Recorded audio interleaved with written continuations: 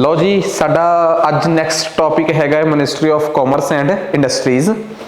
हुण तक असीं फाइनांस मिनिस्ट्री बारे पढ़िया सीगा कि फाइनांस मिनिस्ट्री जिहड़ी आ उहदे अंडर किहड़े डिपार्टमेंट ते किहड़ियां एजेंसीज ब्यूरोज काम करदे आ। सो अज असीं उस तो जस्ट अगला टॉपिक करन जा रहे हैं, that is ministry of commerce. ठीक है, देखो कॉमर्स मिनिस्ट्री का बेसिकली काम होना की चाहिए जे असीं थोड़ा जिहा सोचीए।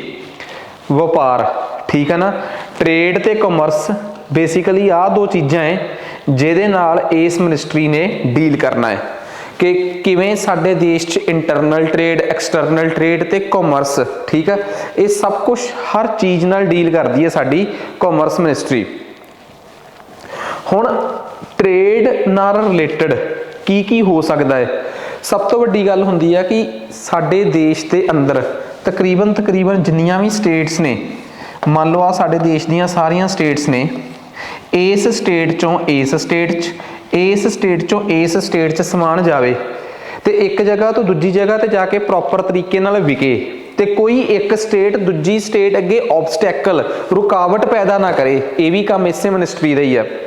साडे देश चों कोई समान बाहर एक्सपोर्ट होना है, बाहरों किसी देश चों साडे देश च इंपोर्ट होना है, एक्सटर्नल एक्सपोर्ट एंड इंपोर्ट, ठीक है, जिन्हों असीं अंग्रेजी च कह दिंदे आ फॉरन ट्रेड, उहदे नाल भी यही मिनिस्ट्री डील करती है। साडे देश च किसी ने इत्थे बिजनेस सैटअप करना है, ठीक है, कोई किसी ने नवा कारोबार शुरू करना है जिन्हों आप कह दिंदे आ स्टार्टअप, ठीक है, तो वो सारा कुछ जिहड़ा है वो सब कुछ देखती है यही मिनिस्ट्री। उस तो बाद साडे देश च किसी बंदे ने कोई नवा बिजनेस शुरू किया, नवी कोई किताबां की फैक्ट्री लाई है, जां नवी किसी बंदे ने कोई किताब लिखी है, जां नवा किसी बंदे ने कोई काम शुरू किया है, नवे काम की रजिस्ट्रेशन करवानी है, ठीक है, किसी लोगो का ट्रेडमार्क लेना है, किसी नवी बनाई चीज़ का पेटेंट लेना है जिन्हों असीं कहते हैं इंटलैक्चुअल प्रॉपर्टी राइट्स, वो भी सारा कुछ यही मिनिस्ट्री डील करती है। बहुत सारिया गल्लां इहो जिहियां होणगियां जिहड़ियां शायद तुहानूं प्रॉपर तरीके नाल समझ नहीं आईयां होणगियां, बट हाँ जिवें जिवें इस मिनिस्ट्री बारे असीं फरदर अगे पढ़ते जावांगे तुहानूं इस मिनिस्ट्री बारे सारा कुछ क्लीयर हुंदा जाऊगा। ठीक है, जिन्हां ने मिनिस्ट्री ऑफ फाइनांस बारे नहीं पढ़िया वो इस तो पहलां वाला लैक्चर जरूर देखण।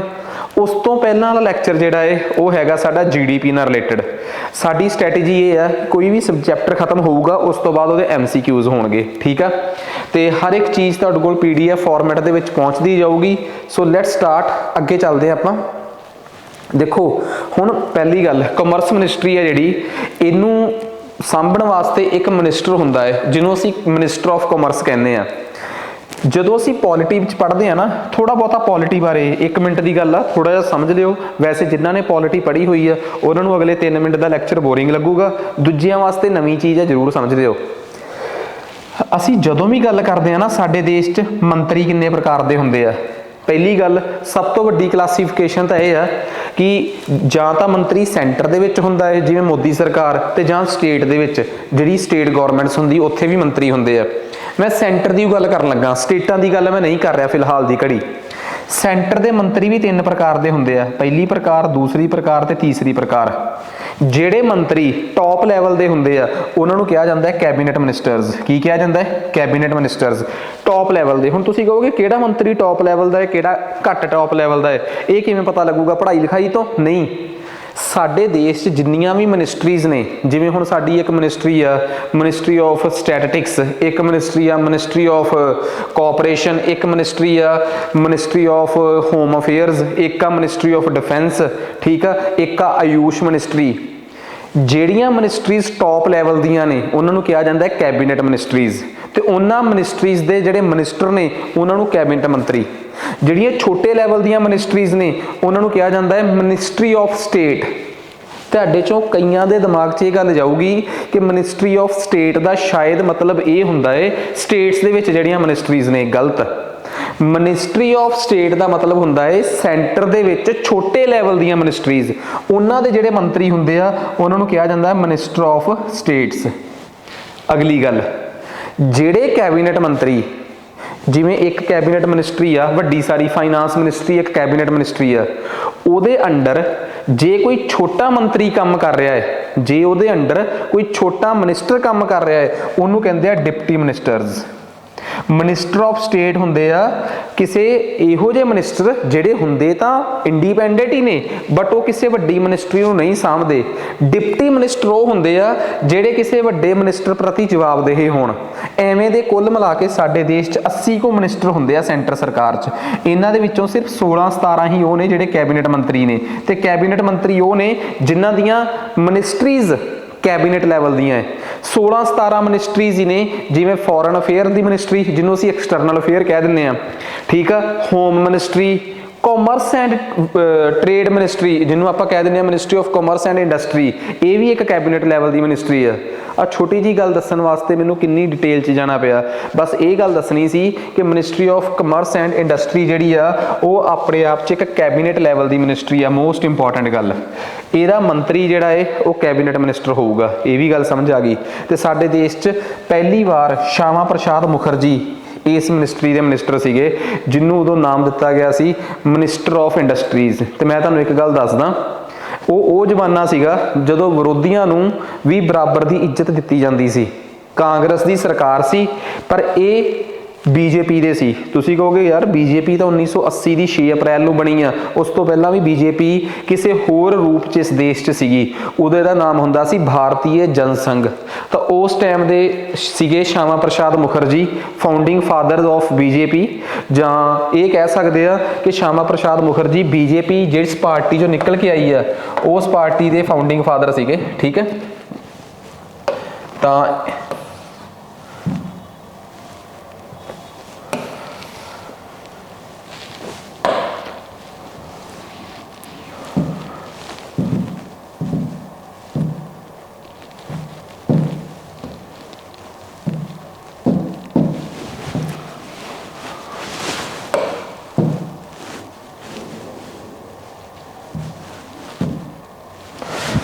ਉਹ ਬੀਜੇਪੀ ਦੇ ਬੀਜੇਪੀ ਜਿਸ ਪਾਰਟੀ 'ਚੋਂ ਬਣੀ ਆ ਭਾਰਤੀय ਜਨਸੰਘ, ਉਸ ਪਾਰਟੀ ਦੇ ਫਾਊਂਡਿੰਗ ਮੈਂਬਰ ਸੀਗੇ ਸ਼ਾਮਾ ਪ੍ਰਸਾਦ ਮੁਖਰਜੀ। ਤੇ ਇਹ ਸਾਡੇ ਦੇਸ਼ ਦੇ ਪਹਿਲੇ ਮਿਨਿਸਟਰ ਆਫ ਇੰਡਸਟਰੀ ਸੀਗੇ। ਉਮੀਦ ਕਰਦਾ ਕਿ ਇੰਨੀ ਕੁ ਗੱਲ ਤੁਹਾਨੂੰ ਚੰਗੀ ਤਰ੍ਹਾਂ ਸਮਝ ਆ ਗਈ ਹੋਊਗੀ। ਹੁਣ ਗੱਲ ਕਰਦੇ ਹਾਂ ਇਸ ਤੋਂ ਅਗਲੇ point the. Ministry of commerce and industry ਜਿਹੜੀ ਆ ਇਹਦੇ ਅੰਡਰ 2 ਡਿਪਾਰਟਮੈਂਟ ਨੇ। ਇੱਕ ਡਿਪਾਰਟਮੈਂਟ ਦਾ ਨਾਮ ਆ ਡਿਪਾਰਟਮੈਂਟ ਆਫ ਕਾਮਰਸ ਤੇ ਇੱਕ ਡਿਪਾਰਟਮੈਂਟ ਦਾ ਨਾਮ ਆ department of promotion of industry and internal trade, ਜਿਹਨੂੰ ਸ਼ਾਰਟ ਫਾਰਮ 'ਚ ਆਪਾਂ ਹੁਣ ਤੋਂ ਬਾਅਦ DPIIT ਪੜਾਂਗੇ, ਠੀਕ ਹੈ ਨਾ। 2 ਡਿਪਾਰਟਮੈਂਟ ਮਿਨਿਸਟਰੀ ਆਫ ਕਾਮਰਸ ਦੇ ਅੰਡਰ ਆਉਂਦੇ ਆ। ਇੱਕ ਡਿਪਾਰਟਮੈਂਟ ਦਾ ਨਾਮ ਆ ਡਿਪਾਰਟਮੈਂਟ ਆਫ ਕਾਮਰਸ ਤੇ ਇੱਕ ਡਿਪਾਰਟਮੈਂਟ ਦਾ ਨਾਮ ਆ department of promotion of industry and internal trade. ਇਹ 2 ਡਿਪਾਰਟਮੈਂਟਸ ਜਿਹੜੇ ਆ ਉਹ ਇਸ ਮਿਨਿਸਟਰੀ ਦੇ ਅੰਡਰ ਕੰਮ ਕਰਦੇ ਆ।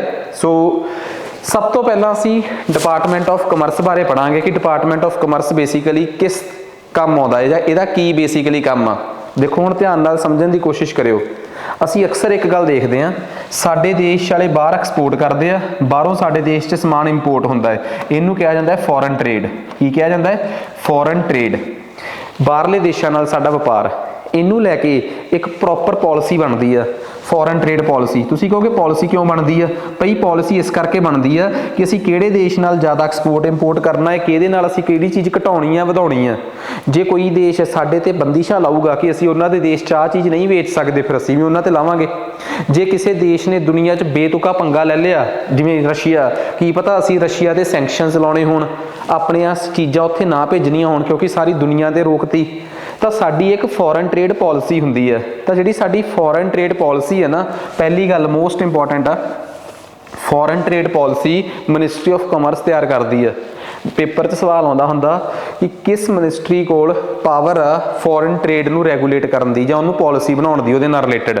ਥੱਲੇ ਲਿਖਿਆ ਹੁੰਦਾ, ਪਹਿਲੀ ਆਪਸ਼ਨ ਹੁੰਦੀ ਆ ਫੋਰਨ ਮਿਨਿਸਟਰੀ, ਜਿਹਨੂੰ ਐਕਸਟਰਨਲ ਅਫੇਅਰ ਮਿਨਿਸਟਰੀ ਵੀ ਕਹਿ ਦਿੰਦੇ ਆ। ਤੇ ਸਾਡਾ 90% ਬੱਚਿਆਂ ਦਾ ਦਿਮਾਗ ਉੱਥੇ ਸਟਕ ਹੋ ਜਾਂਦਾ ਕਿ ਅੱਛਾ ਫੋਰਨ ਟ੍ਰੇਡ ਆ ਤੇ ਫਿਰ ਫੋਰਨ ਮਿਨਿਸਟਰੀ ਕਰਦੀ ਹੋਣੀ ਆ। ਗਲਤ। ਕਾਮਰਸ ਮਿਨਿਸਟਰੀ ਸਟੇਟਾਂ ਦੇ ਵਿੱਚ ਜਿਹੜਾ ਆਪਸੀ ਵਪਾਰ ਹੁੰਦਾ ਹੈ, ਸਟੇਟ ਟ੍ਰੇਡਿੰਗ, ਉਹ ਵੀ ਇਹੀ ਦੇਖਦੀ ਹੈ। ਤੀਸਰੀ ਗੱਲ, ਸਾਡੇ ਦੇਸ਼ 'ਚ ਜਿੰਨੀਆਂ ਵੀ ਸਰਵਿਸਿਜ਼ ਨੇ, ਜੋ ਵੀ ਸਾਡੇ ਦੇਸ਼ 'ਚ ਵਿਕਦਾ ਹੈ ਸਮਾਨ, ਉਹਦੇ ਨਾਲ ਸਾਰੇ ਨਾਲ ਰਿਲੇਟਡ ਡੀਲਿੰਗ ਇਹ ਕਰਦੀ ਹੈ। ਤੇ ਸਭ ਤੋਂ ਇੰਪੋਰਟੈਂਟ ਗੱਲ ਆ special economic zone. Special economic zones ਨਾਲ ਵੀ ਇਹੀ ਮਿਨਿਸਟਰੀ ਡੀਲ ਕਰਦੀ ਹੈ। ਹੁਣ ਸਵਾਲ ਇਹ ਆ ਕਿ ਇਹ ਸਪੈਸ਼ਲ ਇਕਨੋਮਿਕ ਜ਼ੋਨਸ ਹੁੰਦੀਆਂ ਕੀ ਹੈ? ਤੁਸੀਂ ਨਾ ਇਸ ਚੀਜ਼ ਵਾਸਤੇ 5 ਮਿੰਟ ਦਿਓ ਤਾਂ ਕਿ ਮੈਂ ਤੁਹਾਨੂੰ ਚੰਗੀ ਤਰ੍ਹਾਂ ਇਹ ਸਮਝਾ ਸਕਾਂ ਕਿ what are special economic zones. ਇਹ ਸਪੈਸ਼ਲ ਇਕਨੋਮਿਕ ਜ਼ੋਨਸ ਕੀ ਹੁੰਦੀਆਂ ਨੇ। ਹੁਣ ਇਹਦੇ ਬਾਰੇ ਬਹੁਤ ਧਿਆਨ ਨਾਲ ਸਮਝਣ ਦੀ ਲੋੜ ਆ ਸਾਨੂੰ। ਇੱਕ ਕੀ ਭਲਾ ਬੇਸਿਕਲੀ ਸਪੈਸ਼ਲ ਇਕਨੋਮਿਕ ਜ਼ੋਨਸ ਦਾ ਮਤਲਬ ਇਹ ਹੁੰਦਾ ਹੈ, ਤੁਸੀਂ ਨਾ ਪੰਜਾਬ ਦੇ ਵਿੱਚ ਮੋਹਾਲੀ ਨੂੰ ਬੜੀ ਛੇਤੀ ਗਰੋ ਹੁੰਦੇ ਦੇਖਿਆ ਹੋਊਗਾ। ਉੱਥੇ ਡੈਲ ਪਤਾ ਨਹੀਂ ਕਿੰਨੀਆਂ ਕੁ ਤਗੜੀਆਂ ਫਰਮਾਂ ਉੱਥੇ ਆਈਆਂ, ਉੱਥੇ ਕਿੰਨੇ ਲੋਕਾਂ ਨੂੰ ਕੰਮਕਾਰ ਮਿਲਿਆ, ਠੀਕ ਆ।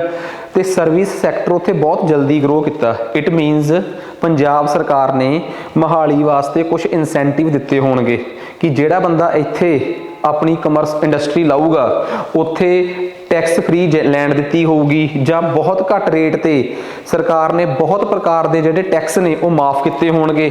ਉੱਥੇ ਵੱਧ ਤੋਂ ਵੱਧ ਲੋਕਾਂ ਨੇ ਆ ਕੇ ਜ਼ਮੀਨ ਖਰੀਦੀ, ਵੱਧ ਤੋਂ ਵੱਧ ਲੋਕਾਂ ਨੇ ਆ ਕੇ ਉੱਥੇ ਆਪਣੀਆਂ ਇੰਡਸਟਰੀਜ਼ ਲਾਈਆਂ ਤੇ ਵੱਧ ਤੋਂ ਵੱਧ ਲੋਕਾਂ ਨੂੰ ਉੱਥੇ ਕੰਮ ਮਿਲਿਆ, ਤਾਂ ਉਹ ਇੱਕ ਹੱਬ ਦੇ ਤੌਰ ਤੇ ਤਿਆਰ ਹੋ ਗਈ। ਇਟ ਮੀਨਸ ਪੰਜਾਬ ਵਾਸਤੇ ਉਹ ਇੱਕ ਸਪੈਸ਼ਲ ਇਕਨੋਮਿਕ ਜ਼ੋਨ ਬਣ ਗਈ। ਇਹ ਹੁੰਦੀ ਹੈ ਸਪੈਸ਼ਲ ਇਕਨੋਮਿਕ ਜ਼ੋਨ।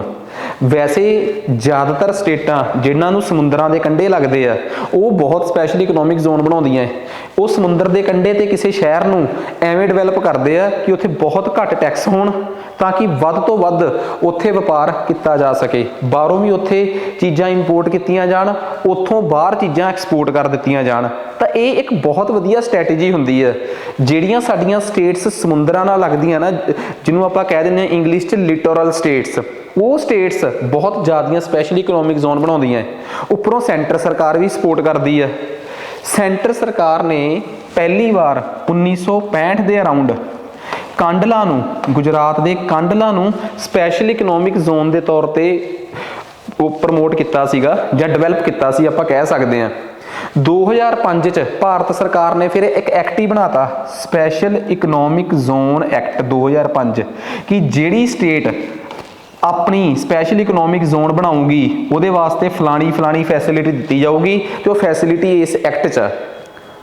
ਤੁਹਾਡੇ ਦਿਮਾਗ 'ਚ ਇੱਕ ਗੱਲ ਥੋੜੀ ਜਿਹੀ ਹਿੱਟ ਕਰੂਗੀ ਕਿ ਸੈਂਟਰ ਸਰਕਾਰ ਦੇ ਐਕਟ 'ਚ ਇਹ ਕਿਉਂ ਕਿਹਾ ਗਿਆ ਕਿ ਜੇ ਸਟੇਟ ਬਣਾਊਗੀ ਸਪੈਸ਼ਲ ਇਕਨੋਮਿਕ ਜ਼ੋਨ, ਸੈਂਟਰ ਆਪ ਕਿਉਂ ਨਹੀਂ ਬਣਾ ਸਕਦੀ। ਹੁਣ ਇੱਕ ਗੱਲ ਸੁਣਿਓ, ਸਪੈਸ਼ਲ ਇਕਨੋਮਿਕ ਜ਼ੋਨ ਜ਼ਮੀਨ ਤੇ ਬਣਨੀ ਹੈ।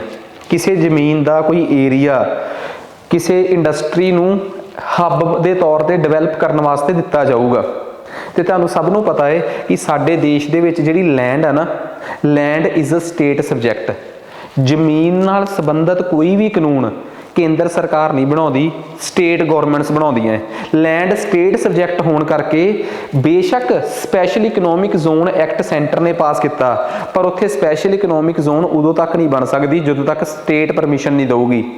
ਪੰਜਾਬ ਵੀ ਇਸ ਗੱਲ ਤੋਂ ਬਹੁਤ ਖੁਸ਼ ਹੋਇਆ ਤੇ ਪੰਜਾਬ ਨੇ ਆਪਣਾ Punjab special economic zone act 2009 ਚ ਪਾਸ ਕੀਤਾ। PPSC ਨੇ ਇੱਕ ਪੇਪਰ 'ਚ ਪੁੱਛਿਆ ਵੀ ਸੀਗਾ ਕਿ Punjab special economic zone act ਜਿਹੜਾ ਹੈ ਕਦੋਂ ਪਾਸ ਹੋਇਆ ਹੈ। ਸੋ ਇਹੋ ਜਿਹੇ ਸਵਾਲ ਵੀ ਪੇਪਰ 'ਚ ਆ ਜਾਂਦੇ ਆ। ਇੰਡੀਆ ਦੇ ਵਿੱਚ ਸਪੈਸ਼ਲ ਇਕਨੋਮਿਕ ਜ਼ੋਨ ਐਕਟ 2005 'ਚ ਬਣਿਆ, ਪਰ ਅਸਲ 'ਚ ਸਪੈਸ਼ਲ ਇਕਨੋਮਿਕ ਜ਼ੋਨਸ ਉਸ ਤੋਂ ਪਹਿਲਾਂ ਹੀ ਬਣਨੀਆਂ ਸ਼ੁਰੂ ਹੋ ਗਈਆਂ ਸੀ। ਤੇ ਜੇ ਪੇਪਰ 'ਚ ਆ ਗਿਆ ਕਿ ਸਪੈਸ਼ਲ ਇਕਨੋਮਿਕ ਜ਼ੋਨਸ ਨਾਲ ਰਿਲੇਟਡ ਪਾਲਿਸੀ ਕਿਹੜੀ ਮਿਨਿਸਟਰੀ ਦਾ ਕਿਹੜਾ ਡਿਪਾਰਟਮੈਂਟ ਬਣਾਉਂਦਾ ਹੈ, ਤਾਂ ministry of commerce and industry the department of commerce ਬਣਾਉਂਦਾ ਹੈ। ਜੇ ਤੁਹਾਨੂੰ ਇਹ ਗੱਲ ਚੰਗੀ ਤਰ੍ਹਾਂ ਸਮਝ ਆ ਗਈ, ਇਟ ਮੀਨਸ ਕਿ ਤੁਸੀਂ ਇਸ ਡਿਪਾਰਟਮੈਂਟ ਬਾਰੇ ਬਹੁਤ ਸਾਰਾ ਕੁਝ ਚੰਗੀ ਤਰ੍ਹਾਂ ਜਾਣ ਗਏ ਹੋ। ਜੇ ਇਹ ਜਾਣ ਗਏ ਹੋ ਤਾਂ ਹੁਣ ਚੱਲਦੇ ਹਾਂ ਜੀ ਆਪਾਂ ਅੱਗੇ। ਹੁਣ ਅਗਲਾ ਡਿਪਾਰਟਮੈਂਟ ਸਾਡੇ ਕੋਲ ਆ ਗਿਆ, department of promotion of industry. ਹੁਣ ਤੋੜੋ ਇਹਨੂੰ। ਇਸ ਡਿਪਾਰਟਮੈਂਟ ਦੀ ਪਹਿਲੀ ਜ਼ਿੰਮੇਵਾਰੀ ਆ ਇੰਡਸਟਰੀ ਨੂੰ ਪ੍ਰਮੋਟ ਕਰਨਾ ਤੇ ਦੂਜਾ ਦੇਸ਼ ਦੇ ਅੰਦਰ ਵਪਾਰ ਨੂੰ ਪ੍ਰਮੋਟ ਕਰਨਾ, ਜਾਣੀ ਕਿ ਪ੍ਰਮੋਸ਼ਨ ਆਫ ਇੰਟਰਨਲ ਟ੍ਰੇਡ। ਇੱਕ ਇਸ ਦੇਸ਼ 'ਚ ਇੰਡਸਟਰੀ ਨੂੰ ਪ੍ਰਮੋਟ ਕਰਨਾ ਤੇ ਇੱਕ ਇਸ ਦੇਸ਼ 'ਚ ਇੰਟਰਨਲ ਟ੍ਰੇਡ ਨੂੰ ਪ੍ਰਮੋਟ ਕਰਨਾ। ਦੋ ਚੀਜ਼ਾਂ ਨੂੰ ਪ੍ਰਮੋਟ ਕਰਨ ਦੀ ਜ਼ਿੰਮੇਵਾਰੀ ਇਸ ਡਿਪਾਰਟਮੈਂਟ ਦੀ ਹੈ, ਠੀਕ ਹੈ ਜੀ। ਹੁਣ ਇਸ ਡਿਪਾਰਟਮੈਂਟ ਦੀ ਸਭ ਤੋਂ ਇੰਪੋਰਟੈਂਟ ਗੱਲ ਆਪਾਂ ਨੂੰ ਕਲੀਅਰ ਹੋ ਗਈ ਕਿ ਸਾਡੇ ਦੇਸ਼ 'ਚ ਇੰਡਸਟਰੀਅਲ ਸੈਕਟਰ ਦੀ ਗਰੋਥ ਵਾਸਤੇ, ਉਹਦੀ ਪ੍ਰਮੋਸ਼ਨ ਵਾਸਤੇ, ਉਹਨੂੰ ਫੇਮਸ ਕਰਨ ਲਈ, ਉਹਨੂੰ ਪੋਪੂਲਰ ਕਰਨ ਵਾਸਤੇ ਇਹ ਡਿਪਾਰਟਮੈਂਟ ਰਿਸਪੌਂਸੀਬਲ ਆ। ਮਤਲਬ ਇਹ ਸਾਡੇ ਦੇਸ਼ 'ਚ ਬਾਹਰੋਂ ਜਿਹੜੀ ਇਨਵੈਸਟਮੈਂਟ ਆਉਂਦੀ ਆ ਜਿਹਨੂੰ ਅਸੀਂ ਕਹਿੰਦੇ ਆ ਫੋਰਨ ਇਨਵੈਸਟਮੈਂਟ। ਹੁਣ ਮੈਂ ਇੱਕ ਗੱਲ ਜ਼ਰੂਰ ਦੱਸਦਾ, ਸਾਡੇ ਦੇਸ਼ 'ਚ ਜਿਹੜੀ ਬਾਹਰੋਂ ਇਨਵੈਸਟਮੈਂਟ ਆਉਂਦੀ ਆ ਨਾ ਉਹਨੂੰ ਫੋਰਨ ਇਨਵੈਸਟਮੈਂਟ ਕਹਿੰਦੇ ਆ। ਹੁਣ ਨਾ ਇੱਕ ਗੱਲ ਬੜੀ ਕਲੀਅਰ ਆ, ਫੋਰਨ ਇਨਵੈਸਟਮੈਂਟ ਵੀ ਦੋ ਪ੍ਰਕਾਰ ਦੀ ਹੁੰਦੀ ਹੈ। ਜਿਹੜੀ ਬਾਹਰੋਂ ਇਨਵੈਸਟਮੈਂਟ ਆਉਂਦੀ ਆ ਇਹ ਆਪਾਂ ਅੱਗੇ ਜਾ ਕੇ ਪੜ੍ਹਨੀ ਆ। ਕਈ ਵਾਰੀ ਤਾਂ ਬਾਹਰੋਂ ਇਨਵੈਸਟਮੈਂਟ ਐਵੇਂ ਦੀ ਹੁੰਦੀ ਆ ਜਿਹਨੂੰ ਮੁਸੀਬਤ 'ਚ ਬਾਹਰਲੇ ਦੇਸ਼ ਦੇ ਲੋਕ ਬੜੀ ਛੇਤੀ ਕਢਾ ਕੇ ਬਾਹਰ ਲੈ ਜਾਂਦੇ ਆ। ਇੱਕ ਇਨਵੈਸਟਮੈਂਟ ਉਹ ਹੁੰਦੀ ਆ ਜਿਹਨੂੰ ਬਾਹਰਲੇ ਦੇਸ਼ ਦੇ ਲੋਕ ਇੰਡੀਆ 'ਚ ਇਨਵੈਸਟ ਤਾਂ ਕਰ ਦਿੰਦੇ ਆ, ਪਰ ਉਹਨੂੰ ਇੱਕੋ ਦਮ ਬਾਹਰ ਲੈ ਕੇ ਜਾਣਾ ਔਖਾ ਹੁੰਦਾ ਹੈ। ਹੁਣ ਮੈਨੂੰ ਇੱਕ ਗੱਲ ਦੱਸੋ, ਜੇ ਤੁਸੀਂ ਇੰਡੀਆ 'ਚ ਕਿਸੇ ਕੰਪਨੀ ਦੇ ਸ਼ੇਅਰ ਖਰੀਦੇ ਹੋਏ ਆ, ਸ਼ੇਅਰ ਖਰੀਦਣੇ ਵੀ ਸੌਖੇ ਆ ਤੇ ਸ਼ੇਅਰ ਵੇਚਣੇ ਵੀ ਸੌਖੇ ਆ। ਜਿਹੜੀ ਇਨਵੈਸਟਮੈਂਟ ਤੁਸੀਂ ਬਹੁਤ ਆਸਾਨੀ ਨਾਲ ਇੰਡੀਆ 'ਚ ਕਰਕੇ ਉਹਨੂੰ ਬਾਹਰ ਕਢਵਾ ਸਕਦੇ ਹੋ, ਉਹਨੂੰ ਤਾਂ ਕਹਿੰਦੇ ਆ ਫੋਰਨ ਇੰਸਟੀਟਿਊਸ਼ਨਲ ਇਨਵੈਸਟਮੈਂਟ। ਤੇ ਜਿਹੜੀ ਇਨਵੈਸਟਮੈਂਟ ਇੰਡੀਆ ਦੇ ਵਿੱਚ ਇਸ ਤਰੀਕੇ ਨਾਲ ਆਉਂਦੀ ਆ ਕਿ ਉਹਨੂੰ ਬਾਹਰ ਕਢਾਉਣਾ ਬਹੁਤ ਔਖਾ ਹੈ, ਉਹ ਵਾਕਈ ਇਸ ਪਰਪਸ ਨਾਲ ਕੀਤੀ ਜਾਂਦੀ ਆ ਕਿ ਅਸੀਂ ਆਪਣਾ ਵੀ ਕਮਾਵਾਂਗੇ ਤੇ ਇੰਡੀਅਨਸ ਦੀ ਵੀ ਤਰੱਕੀ ਕਰਾਵਾਂਗੇ, ਉਹਨੂੰ ਕਹਿੰਦੇ ਆ ਫੋਰਨ ਡਾਇਰੈਕਟ ਇਨਵੈਸਟਮੈਂਟ। ਵੈਸੇ ਇਹ ਤਾਂ ਹੋ ਗਿਆ ਅਸਲੀ ਫਰਕ। ਫੋਰਨ ਇਨਵੈਸਟਮੈਂਟ ਦੋ ਪ੍ਰਕਾਰ ਦੀ, ਪਰ ਇੱਕ ਮਾਇਆ ਰਾਮ ਕਮੇਟੀ ਬਣੀ ਸੀ, ਉਹਨੇ ਕਿਹਾ ਸੀ ਇੱਕ ਰੱਟਾ ਮਾਰ ਲਓ, ਜੇ ਇਨਵੈਸਟਮੈਂਟ 10% ਤੋਂ ਥੱਲੇ ਆ ਤਾਂ FII ਆ, ਤੇ ਜੇ 10% ਤੋਂ ਉੱਪਰ ਆ ਤੇ FDI ਆ। ਤਾਂ ਜੇ ਕਿਸੇ ਕੰਪਨੀ ਦੀ ਟੋਟਲ ਲਾਗਤ ਜੋ ਇੰਡੀਆ 'ਚ ਹੈਗੀ ਆ, ਜੇ ਉਹਦੀ ਟੋਟਲ ਇਨਵੈਸਟਮੈਂਟ ਦਾ 10% ਤੋਂ ਘੱਟ ਇਨਵੈਸਟ ਕੀਤਾ ਹੈ ਬਾਹਰੋਂ ਕਿਸੇ ਨੇ, ਤਾਂ ਉਹ ਫੋਰਨ ਇੰਸਟੀਟਿਊਸ਼ਨਲ ਇਨਵੈਸਟਮੈਂਟ ਆ, FII। ਪਰ ਜੇ 10% ਤੋਂ ਵੱਧ ਇਨਵੈਸਟ ਹੋਇਆ ਹੈ ਫਿਰ ਉਹ FDI ਆ। ਪਰ ਜੇ ਤੁਸੀਂ ਮੈਨੂੰ ਕਹੋਗੇ ਕਿ ਜੀ ਫੋਰਨ ਇਨਵੈਸਟਮੈਂਟ ਬਾਰੇ ਜੋ ਤੁਸੀਂ ਪੜ੍ਹਾਇਆ ਇਹ ਮੋਰ ਦੈਨ ਸਫੀਸ਼ੀਐਂਟ ਆ, ਮੈਂ ਕਹੂੰਗਾ ਨਹੀਂ, ਇਹ ਤਾਂ ਜਸਟ ਮੈਂ ਮਤਲਬ ਸਮਝਾਇਆ ਹੈ। ਜਦੋਂ ਆਪਾਂ FDI ਬਾਰੇ ਟੌਪਿਕ ਬਾਰੇ ਪੜ੍ਹਾਂਗੇ ਤਾਂ ਆਪਾਂ ਨੂੰ ਪੌਣਾ ਘੰਟਾ ਜਾਂ 1 ਘੰਟਾ ਜਾਂ 1.5 ਘੰਟੇ ਦਾ ਲੈਕਚਰ ਕੱਲਾ ਫੋਰਨ ਇਨਵੈਸਟਮੈਂਟਸ ਤੇ ਆ। ਇਹ ਤਾਂ ਮੈਂ ਤੁਹਾਨੂੰ ਦੋ ਗੱਲਾਂ ਦੱਸੀਆਂ ਕਿ ਬਾਹਰੋਂ ਆਉਣ ਵਾਲੀ ਇਨਵੈਸਟਮੈਂਟ ਨੂੰ FI ਕਹਿੰਦੇ ਆ, ਉਹਦੇ ਦੋ ਟਾਈਪ ਹੁੰਦੇ ਆ, FDI ਤੇ FII, ਜਾਂ ਉਹਨੂੰ FPI ਵੀ ਕਹਿ ਦਿੰਦੇ ਕਈ ਵਾਰੀ, ਠੀਕ ਆ। FII ਨੂੰ FPI ਵੀ ਕਹਿ ਦਿੰਦੇ ਆ। ਕਿਉਂ ਕਹਿ ਦਿੰਦੇ ਹੋ ਅੱਗੇ ਜਾ ਕੇ। ਕਿਹੜੀ ਕਮੇਟੀ ਸੀ? ਮਾਇਆ ਰਾਮ ਕਮੇਟੀ, ਜਿਹਨੇ ਕਿਹਾ ਸੀ 10% ਵਾਲਾ ਫਾਰਮੂਲਾ ਯਾਦ ਕਰ ਲਓ, ਠੀਕ ਆ। ਫੋਰਨ ਇਨਵੈਸਟਮੈਂਟ ਜੋ ਸਾਡੇ ਦੇਸ਼ 'ਚ ਹੁੰਦੀ ਆ ਉਹ ਕਿਸ ਡਿਪਾਰਟਮੈਂਟ ਦੀ ਆਬਜ਼ਰਵੇਸ਼ਨ ਦੇ ਅੰਡਰ ਹੁੰਦੀ ਆ? ਹੁਣ ਤੁਸੀਂ ਕਹੋਗੇ ਇਹ ਡਿਪਾਰਟਮੈਂਟ ਕਿਉਂ ਨਿਗਾਹ ਰੱਖਦਾ ਹੈ? ਪਹਿਲੀ ਗੱਲ, ਇਹ ਡਿਪਾਰਟਮੈਂਟ ਚਾਹੁੰਦਾ ਹੈ ਕਿ ਵੱਧ ਤੋਂ ਵੱਧ ਫੋਰਨ ਇਨਵੈਸਟਮੈਂਟ ਹੋਵੇ। ਦੂਜੀ ਗੱਲ, ਇਹ ਡਿਪਾਰਟਮੈਂਟ ਚਾਹੁੰਦਾ ਹੈ ਕਿ ਬਾਹਰੋਂ ਜਿਹੜੀ ਫੋਰਨ ਇਨਵੈਸਟਮੈਂਟ ਹੋ ਰਹੀ ਆ ਉਹ ਗਲਤ ਲੋਕ ਨਾ ਕਰਨ। ਕਿਤੇ ਇਹ ਤਾਂ ਨਹੀਂਗਾ ਕਿ ਇੰਡੀਆ 'ਚ ਕੋਈ ਇਲੀਗਲ ਤਰੀਕੇ ਨਾਲ ਬਾਹਰੋਂ ਪੈਸਾ ਗਿਆ, ਉੱਥੋਂ ਘੁੰਮ ਕੇ ਇੰਡੀਆ 'ਚ ਆ ਗਿਆ। ਤੀਜੀ ਗੱਲ, ਇੰਡੀਆ 'ਚ ਕੋਈ ਇਨਵੈਸਟਮੈਂਟ ਕਿਸੇ ਗਲਤ ਜਗ੍ਹਾ ਤੇ ਨਾ ਹੋ ਜੇ, ਕਿਸੇ ਗਲਤ ਕੰਮ 'ਚ ਕੋਈ ਇਨਵੈਸਟ ਨਾ ਕਰਦੇ। ਇਹ ਸਾਰਾ ਕੁਝ ਦੇਖਣ ਵਾਲੀ ਜਿਹੜੀ ਡਿਪਾਰਟਮੈਂਟ ਆ ਉਹ DPIIT ਆ। It is responsible for basically ਆ ਦੇਖੋ, it is responsible for foreign investments FDI flow in India. ਇਹ ਵੀ ਗੱਲ ਮੈਂ ਤੁਹਾਨੂੰ ਦੱਸਤੀ। ਇੰਡੀਆ ਦੇ ਵਿੱਚ ਇੰਡਸਟਰੀਅਲ ਪਾਲਿਸੀਜ਼ ਵਗੈਰਾ ਕਿ ਇੰਡਸਟਰੀ ਨੂੰ ਕਿਵੇਂ ਡਿਵੈਲਪ ਕਰਨਾ ਹੈ, ਇਸ ਡਿਪਾਰਟਮੈਂਟ ਦਾ ਕੰਮ ਆ। ਫੋਰਨ ਇਨਵੈਸਟਮੈਂਟ ਨੂੰ ਦੀ ਨਿਗਾਹ ਰੱਖਣੀ ਆ, ਉਹ ਵੀ ਇਸ ਡਿਪਾਰਟਮੈਂਟ ਦਾ ਕੰਮ ਆ, ਠੀਕ ਆ ਨਾ। ਤਾਂ ਇਹ ਉਹ ਡਿਪਾਰਟਮੈਂਟ ਆ ਜਿਹਦਾ ਕਿਸੇ ਟਾਈਮ ਤੱਕ ਨਾਮ ਹੁੰਦਾ ਸੀ department of industrial policy and promotion, but ਅੱਜ ਇਸ ਡਿਪਾਰਟਮੈਂਟ ਦਾ ਨਾਮ ਆ department for promotion of industry, department for promotion of industry and internal trade. ਅੱਜ ਇਸ ਡਿਪਾਰਟਮੈਂਟ ਦਾ ਨਾਮ ਬਦਲ ਗਿਆ ਹੈ, ਠੀਕ ਆ। ਸਾਡੇ ਦੇਸ਼ 'ਚ ਇਸ ਡਿਪਾਰਟਮੈਂਟ ਦੀ ਆਪਣੀ ਇੱਕ ਬਹੁਤ ਵੱਡੀ ਕਹਿ ਲਓ ਇੰਪੋਰਟੈਂਟ ਰੋਲ ਆ, ਠੀਕ ਹੈ ਜੀ। ਪਹਿਲਾ ਰੋਲ ਪਤਾ ਲੱਗ ਗਿਆ ਇਸ ਡਿਪਾਰਟਮੈਂਟ ਦਾ, ਇੰਡਸਟਰੀਅਲ ਪਾਲਿਸੀ। ਦੂਜਾ ਰੋਲ ਪਤਾ ਲੱਗ ਗਿਆ ਇਸ ਡਿਪਾਰਟਮੈਂਟ ਦਾ, ਫੋਰਨ ਇਨਵੈਸਟਮੈਂਟਸ ਨੂੰ ਇੰਡੀਆ ਦੇ ਵਿੱਚ ਨਿਗਰਾਨੀ ਰੱਖਦਾ ਉਹਦੀ। ਹੁਣ ਤੀਸਰੇ ਕੰਮ ਤੇ ਆ ਜਾਓ। ਤੁਸੀਂ ਸੁਣਿਆ ਹੋਣਾ, ਠੀਕ ਆ, ਤੁਸੀਂ ਸੁਣਿਆ ਹੋਣਾ ਕਿ ਜਿਹੜੀਆਂ ਕੰਪਨੀਆਂ ਨਵੇਂ ਸਿਰੇ ਤੋਂ ਆਪਣਾ ਕੰਮ ਸ਼ੁਰੂ ਕਰਦੀਆਂ ਉਹਨਾਂ ਨੂੰ ਕਿਹਾ ਜਾਂਦਾ ਸਟਾਰਟਅਪਸ। ਸੁਣਿਆ ਹੋਣਾ ਬੜੀ ਵਾਰ, startup India, stand up India, ਇਹੋ ਜਿਹੀਆਂ ਕਈ ਗੱਲਾਂ ਤੁਸੀਂ ਸੁਣਦੇ ਰਹਿੰਦੇ ਹੋ। ਅਖਬਾਰਾਂ ਖਬਰਾਂ 'ਚ ਆਉਂਦੀਆਂ ਹੀ ਰਹਿੰਦੀਆਂ ਕਿ ਫਲਾਣਾ ਸਟਾਰਟਅਪ ਇੰਡੀਆ ਪ੍ਰੋਜੈਕਟ ਆ, ਇਹ ਸਟੈਂਡ ਅਪ ਇੰਡੀਆ ਪ੍ਰੋਜੈਕਟ ਆ। ਸਟਾਰਟਅਪਸ ਜਿਹੜੇ ਆ ਨਾ, ਉਹ ਕਿਸੇ ਵੀ ਦੇਸ਼ ਦੀ ਰੀੜ੍ਹ ਦੀ ਹੱਡੀ ਹੁੰਦੇ ਆ, ਕਿਸੇ ਦੇਸ਼ ਦੀ ਇਕਨੋਮੀ ਦੀ ਰੀੜ੍ਹ ਦੀ ਹੱਡੀ ਅੱਜ ਦੇ ਜ਼ਮਾਨੇ 'ਚ। ਕਿਉਂਕਿ ਜਿੰਨੇ ਕਿਸੇ ਦੇਸ਼ 'ਚ ਸਟਾਰਟਅਪਸ ਨੇ ਤੇ ਕਾਮਯਾਬ ਸਟਾਰਟਅਪ ਨੇ, ਉਹ ਦੇਸ਼ ਉਨਾ ਹੀ ਕਾਮਯਾਬ ਹੋ ਗਿਆ। ਕਿਉਂਕਿ ਸਟਾਰਟਅਪਸ ਅੱਜ ਕੱਲ੍ਹ ਨਵੇਂ ਜਿਹੜੇ ਯੰਗਸਟਰਸ ਨੇ ਜੋ ਸਟਾਰਟਅਪ ਕਰਦੇ ਆ, ਉਹ ਪਤਾ ਨਹੀਂ ਕਿੰਨੇ ਕੁ ਲੋਕਾਂ ਨੂੰ ਰੋਜ਼ਗਾਰ ਦੇ ਦਿੰਦੇ ਆ। ਇਹ ਬਹੁਤ ਇੰਪੋਰਟੈਂਟ ਗੱਲ ਹੈ ਜਿਹੜੀ ਕਿ ਸਾਨੂੰ ਪਤਾ ਹੋਣੀ ਚਾਹੀਦੀ ਆ। ਦੇਖੋ, ਸਟਾਰਟਅਪਸ ਦੇ ਮਾਮਲੇ 'ਚ ਇੱਕ ਚੀਜ਼ ਬੜੀ ਕਲੀਅਰ ਆ। ਮੰਨ ਲਓ ਮੇਰੇ ਕੋਲ ਕੋਈ ਆਈਡੀਆ ਹੈ ਸਟਾਰਟਅਪ ਦਾ, ਪਰ ਮੇਰੇ ਕੋਲ ਪੈਸੇ ਹੈ ਨਹੀਂ। ਮੇਰੇ ਵਰਗਾ ਹੀ ਇੱਕ ਬੰਦਾ ਹੋਰ ਆ, ਉਹਦੇ ਕੋਲ ਪੈਸਾ ਹੈ, ਪਰ ਉਹ ਵੀ ਮੇਰੇ ਵਾਂਗ ਸੋਚਦਾ ਹੈ, ਬਟ ਉਹਦੀ ਕ੍ਰੀਏਟੀਵਿਟੀ ਮੇਰੇ ਵਾਲੀ ਨਹੀਂ ਹੈਗੀ। ਅਸੀਂ ਦੋਵਾਂ ਨੇ ਮਿਲ ਕੇ ਪੈਸਾ ਲਾਇਆ, ਮੈਂ ਥੋੜਾ ਲਾਇਆ, ਉਹਨੇ ਜ਼ਿਆਦਾ ਲਾਇਆ। ਉਹਨੇ ਦਿਮਾਗ ਥੋੜਾ ਲਾਇਆ, ਮੈਂ ਜ਼ਿਆਦਾ ਲਾਤਾ, ਠੀਕ ਆ। ਪੈਸਾ ਉਹਦਾ ਹੀ ਆ, ਪਰ ਦਿਮਾਗ ਦੋਵੇਂ ਯੂਜ਼ ਕਰ ਰਹੇ ਆ। 75 ਉਹ 25 ਮੈਂ। ਤਾਂ ਉਹ ਬੰਦੇ ਨੇ ਮੇਰੇ ਸੈਟਅਪ 'ਚ ਮੇਰੇ ਸਟਾਰਟਅਪ 'ਚ ਇਨਵੈਸਟ ਕੀਤਾ, ਉਹ ਮੇਰੇ ਵਾਸਤੇ ਵੈਂਚਰ ਕੈਪੀਟਲਿਸਟ ਆ। ਕੀ ਨਾਮ ਆ ਜੀ ਉਹਨੂੰ?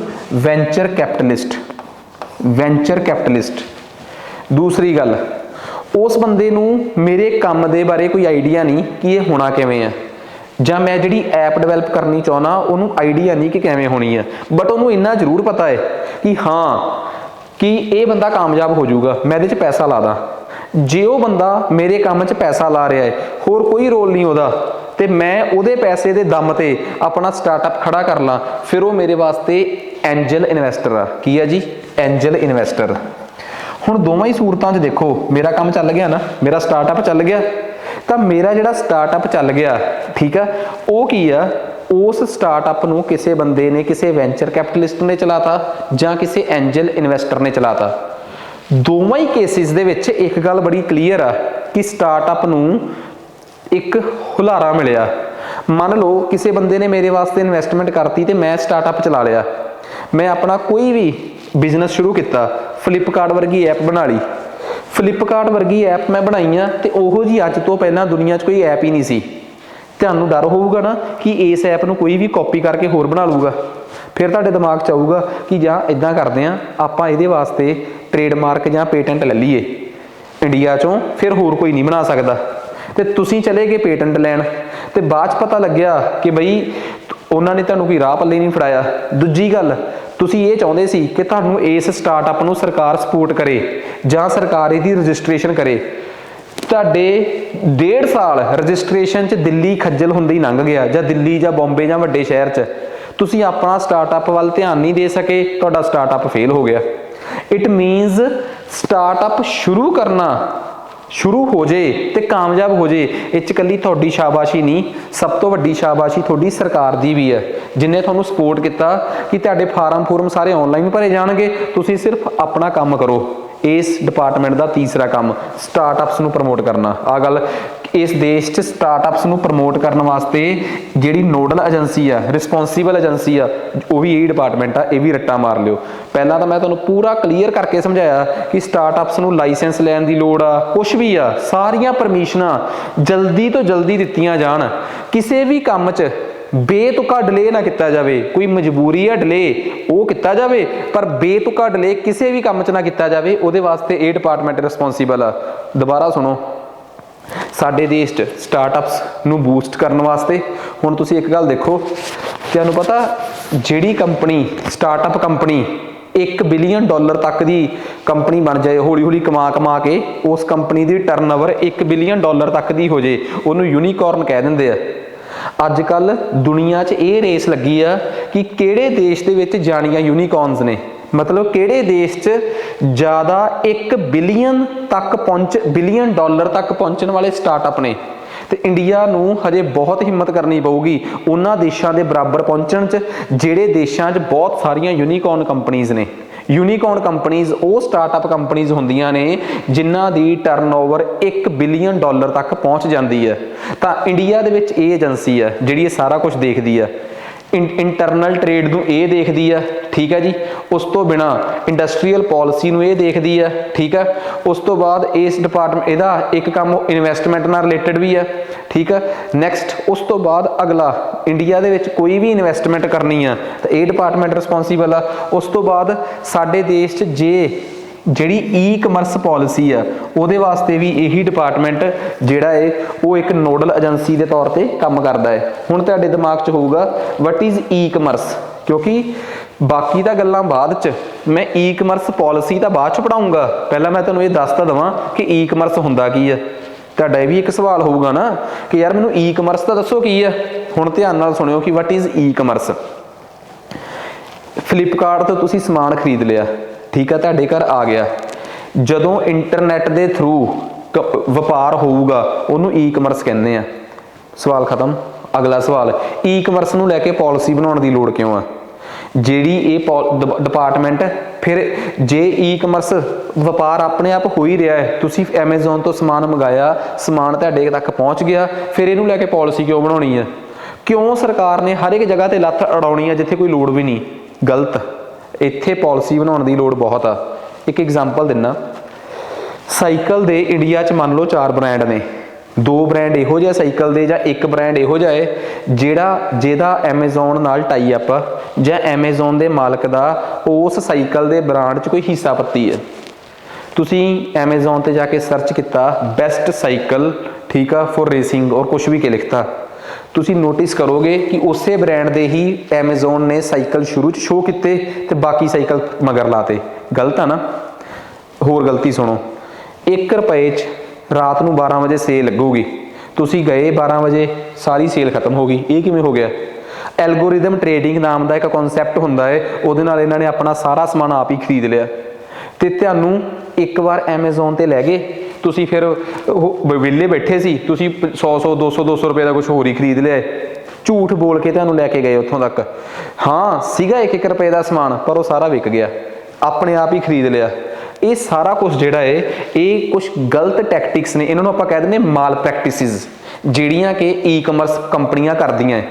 ਫਿਰ ਇਹਨਾਂ ਨੂੰ ਸਿੱਧਾ ਕਰਨ ਵਾਸਤੇ ਕੋਈ ਪਾਲਿਸੀ ਬਣਾਉਣੀ ਪੈਂਦੀ ਆ, ਤਾਂ ਈ-ਕਮਰਸ ਪਾਲਿਸੀ ਇਹ ਬਣਾਉਂਦੇ ਆ ਤਾਂ ਕਿ ਸਾਰੇ ਪਲੇਅਰਸ ਨੂੰ ਜਿਹੜੇ ਉੱਥੇ ਸਮਾਨ ਵੇਚਣ ਆਏ ਆ ਸਭ ਨੂੰ ਇੱਕੋ ਜਿਹਾ ਗਰਾਊਂਡ ਦਿੱਤਾ ਜਾ ਸਕੇ, ਠੀਕ ਆ ਨਾ, ਇੱਕੋ ਜੀ ਲੈਵਲ ਪਲੇਇੰਗ ਫੀਲਡ ਸਭ ਨੂੰ ਦਿੱਤੀ ਜਾਵੇ ਕਿ ਆਓ ਲੁੱਟ ਲਓ ਮੇਲਾ, ਤੇ ਜਿਹੜਾ ਸਭ ਤੋਂ ਸਿਆਣਾ ਮਿਹਨਤੀ ਹੋਊਗਾ ਉਹਦਾ ਸਮਾਨ ਜ਼ਿਆਦਾ ਵਧੀਆ ਵਿਕੂਗਾ ਕੁਆਲਿਟੀ ਵਾਲੇ ਬੰਦੇ ਦਾ। ਤਾਂ ਇਹ ਅਗਲੀ ਗੱਲ ਹੋ ਗਈ। ਈ-ਕਮਰਸ ਪਾਲਿਸੀ ਦੀ ਲਈ ਕਿਹੜਾ ਡਿਪਾਰਟਮੈਂਟ ਰਿਸਪੌਂਸੀਬਲ ਆ?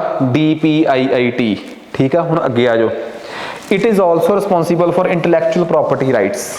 ਇਹ ਇੰਟੈਲੈਕਚੁਅਲ ਪ੍ਰੋਪਰਟੀ ਰਾਈਟਸ ਨਾਲ ਰਿਲੇਟਡ ਵੀ ਪਾਲਿਸੀ ਇਹੀ ਬਣਾਉਂਦਾ ਹੈ। ਆ ਜਾਓ ਹੁਣ, ਇੰਟੈਲੈਕਚੁਅਲ ਪ੍ਰੋਪਰਟੀ ਰਾਈਟਸ ਕੀ ਨੇ? ਦੇਖੋ, ਅਸੀਂ ਅਕਸਰ ਇੱਕ ਗੱਲ ਦੇਖੀ ਹੋਊਗੀ, ਨੋਟਿਸ ਕੀਤੀ ਹੋਊਗੀ ਕਿ ਅਸੀਂ ਨਾ, ਪਹਿਲੀ ਗੱਲ ਆ ਮੇਰੇ ਹੱਥ 'ਚ ਪੈਨ ਆ, ਸ਼ਾਇਦ ਇਹ 50 ਰੁਪਏ ਦਾ ਮੈਂ ਖਰੀਦ ਕੇ ਲੈ ਕੇ ਆਇਆ, 50 ਰੁਪਏ ਮੈਂ ਦੁਕਾਨਦਾਰ ਨੂੰ ਦਿੱਤੇ, ਉਹਨੇ ਆਹ ਪ੍ਰੋਪਰਟੀ ਮੈਨੂੰ ਦੇਤੀ, ਠੀਕ ਆ, ਇਹਦਾ ਨਾਲ ਬਿੱਲ ਕੱਟਤਾ, ਠੀਕ ਆ, ਤੇ ਇਹਨੂੰ ਮੈਂ ਟੱਚ ਕਰਕੇ ਦੇਖਿਆ, ਇਹ ਮੇਰੀ ਪ੍ਰੋਪਰਟੀ ਆ ਜਿਹਨੂੰ ਮੈਂ ਟੱਚ ਕਰ ਸਕਦਾ। ਮੇਰੇ ਘਰੇ ਮੇਰਾ ਮੋਟਰਸਾਈਕਲ ਖੜਾ, ਉਹਨੂੰ ਮੈਂ ਟੱਚ ਕਰ ਸਕਦਾ, ਉਹ ਵੀ ਮੇਰੀ ਪ੍ਰੋਪਰਟੀ ਆ ਜਿਹਨੂੰ ਟੱਚ ਕੀਤਾ ਜਾ ਸਕਦਾ ਹੈ। ਮੇਰਾ ਘਰ ਆ, ਜ਼ਮੀਨ ਆ, ਉਹਨੂੰ ਵੀ ਟੱਚ ਕਰ ਸਕਦਾ ਮੈਂ। ਹਰ ਇੱਕ ਉਹ ਪ੍ਰੋਪਰਟੀ ਜਿਹਨੂੰ ਟੱਚ ਕੀਤਾ ਜਾ ਸਕੇ ਉਹਨੂੰ ਕਹਿੰਦੇ ਆ ਟੈਂਜੀਬਲ ਪ੍ਰੋਪਰਟੀ, ਤੇ ਜਿਹਨੂੰ ਟੱਚ ਨਾ ਕੀਤਾ ਜਾ ਸਕੇ ਉਹਨੂੰ ਇੰਟੈਂਜੀਬਲ ਪ੍ਰੋਪਰਟੀ। ਜਿਹਨੂੰ ਟੱਚ ਕੀਤਾ ਹੀ ਨਹੀਂ ਜਾ ਸਕਦਾ ਪ੍ਰੋਪਰਟੀ ਹੈ ਹੀ ਨਹੀਂ, ਗਲਤ ਹੈਗੀ ਆ। ਮੇਰੀ ਸਮਝ, ਮੇਰੀ ਨੌਲੇਜ, ਉਹ ਮੇਰੀ ਇੱਕ ਇੰਟੈਂਜੀਬਲ ਪ੍ਰੋਪਰਟੀ ਹੈ, ਠੀਕ ਆ। ਮੇਰੀ ਕ੍ਰੀਏਟੀਵਿਟੀ, ਮੇਰੇ ਦਿਮਾਗ 'ਚ ਕੁਝ ਸੋਚਣਾ ਆਇਆ ਹੈ, ਮੇਰੀ ਕ੍ਰੀਏਟੀਵਿਟੀ, ਮੇਰੀ ਲਰਨਿੰਗ, ਉਹ ਸਾਰੀ ਮੇਰੀ ਇੰਟੈਂਜੀਬਲ ਪ੍ਰੋਪਰਟੀ ਹੈ। ਤੇ ਇਸੇ ਹੀ ਇੰਟੈਂਜੀਬਲ ਪ੍ਰੋਪਰਟੀ ਦਾ ਦੂਜਾ ਨਾਮ ਹੁੰਦਾ ਇੰਟੈਲੈਕਚੁਅਲ ਪ੍ਰੋਪਰਟੀ। ਜਿਵੇਂ ਤੁਹਾਡੇ ਕੋਲ ਟੈਂਜੀਬਲ ਪ੍ਰੋਪਰਟੀ ਯਾਨੀ ਕਿ ਫਿਜ਼ੀਕਲ ਪ੍ਰੋਪਰਟੀ ਦੇ ਰਾਈਟਸ ਹੁੰਦੇ, ਉਹਦੀ ਰਜਿਸਟਰੀ ਹੁੰਦੀ ਹੈ, ਉਹਦਾ ਬਿੱਲ ਹੁੰਦਾ ਹੈ, ਐਵੇਂ ਤੁਹਾਡੀ ਇਸ ਇੰਟੈਂਜੀਬਲ ਯਾਨੀ ਕਿ ਇੰਟੈਲੈਕਚੁਅਲ ਪ੍ਰੋਪਰਟੀ ਦਾ ਵੀ ਤੁਹਾਡੇ ਕੋਲ ਹੱਕ ਹੋਣੇ ਚਾਹੀਦੇ ਆ। ਤੇ ਇੰਟੈਲੈਕਚੁਅਲ ਪ੍ਰੋਪਰਟੀ ਯਾਨੀ ਕਿ ਇੰਟੈਂਜੀਬਲ ਪ੍ਰੋਪਰਟੀ ਨਾਲ ਰਿਲੇਟਡ ਜਿਹੜੇ ਰਾਈਟਸ ਹੁੰਦੇ ਆ ਉਹਨਾਂ ਨੂੰ ਕਿਹਾ ਜਾਂਦਾ ਹੈ ਇੰਟੈਲੈਕਚੁਅਲ ਪ੍ਰੋਪਰਟੀ ਰਾਈਟਸ। ਤੁਸੀਂ ਕਹੋਗੇ ਇਹ ਕੀ ਗੱਲ ਹੋਈ ਯਾਰ, ਇੰਟੈਲੈਕਚੁਅਲ ਪ੍ਰੋਪਰਟੀ ਦੇ ਵੀ ਰਾਈਟਸ ਹੁੰਦੇ ਆ? ਹੁੰਦੇ ਆ ਜੀ, ਬਿਲਕੁਲ ਹੁੰਦੇ ਆ। ਮੈਂ ਕੁਝ ਲਿਖਿਆ ਜਾਂ ਮੈਂ ਕੁਝ ਮਿਊਜ਼ਿਕ ਬਣਾਇਆ, ਉਹਨੂੰ ਕੋਈ ਕਾਪੀ ਨਾ ਕਰ ਸਕੇ, ਉਹਦੇ ਵਾਸਤੇ ਇੱਕ ਇੰਟੈਲੈਕਚੁਅਲ ਪ੍ਰੋਪਰਟੀ ਰਾਈਟ ਹੁੰਦਾ ਹੈ, ਕਾਪੀਰਾਈਟ। ਤੇ ਸਾਡੇ ਦੇਸ਼ 'ਚ ਇਸ ਇੰਟੈਲੈਕਚੁਅਲ ਪ੍ਰੋਪਰਟੀ ਨਾਲ ਰਿਲੇਟਡ ਇੱਕ ਕਾਨੂੰਨ ਵੀ ਆ, ਕਾਪੀਰਾਈਟ ਐਕਟ, ਪਤਾ ਹੋਣਾ ਸਾਰਿਆਂ ਨੂੰ। ਅਗਲੀ ਗੱਲ, ਮੈਂ ਕੁਝ ਮੋਬਾਈਲ ਵਗੈਰਾ ਡਿਜ਼ਾਈਨ ਕੀਤਾ, ਉਹਦੇ ਵਾਸਤੇ ਜਾਂ ਮੈਂ ਕੋਈ ਦਵਾਈ ਬਣਾਈ ਤਾਂ ਉਸ ਦਵਾਈ 'ਚ ਕਿਹੜਾ ਸਾਲਟ ਕਿੰਨਾ ਪਾਇਆ ਤੇ ਕਿਹੜਾ ਸਾਲਟ ਕਿਵੇਂ ਪਾਇਆ, ਇਹਦੀ ਰੇਸ਼ੋ ਮੇਨਟੇਨ ਕਰਕੇ ਮੈਂ ਉਹਦਾ ਪੇਟੈਂਟ ਕਰਵਾ ਸਕਦਾ ਹਾਂ। ਤੇ ਸਾਡੇ ਦੇਸ਼ 'ਚ ਇਹਦਾ ਹੈਗਾ patent act 1970।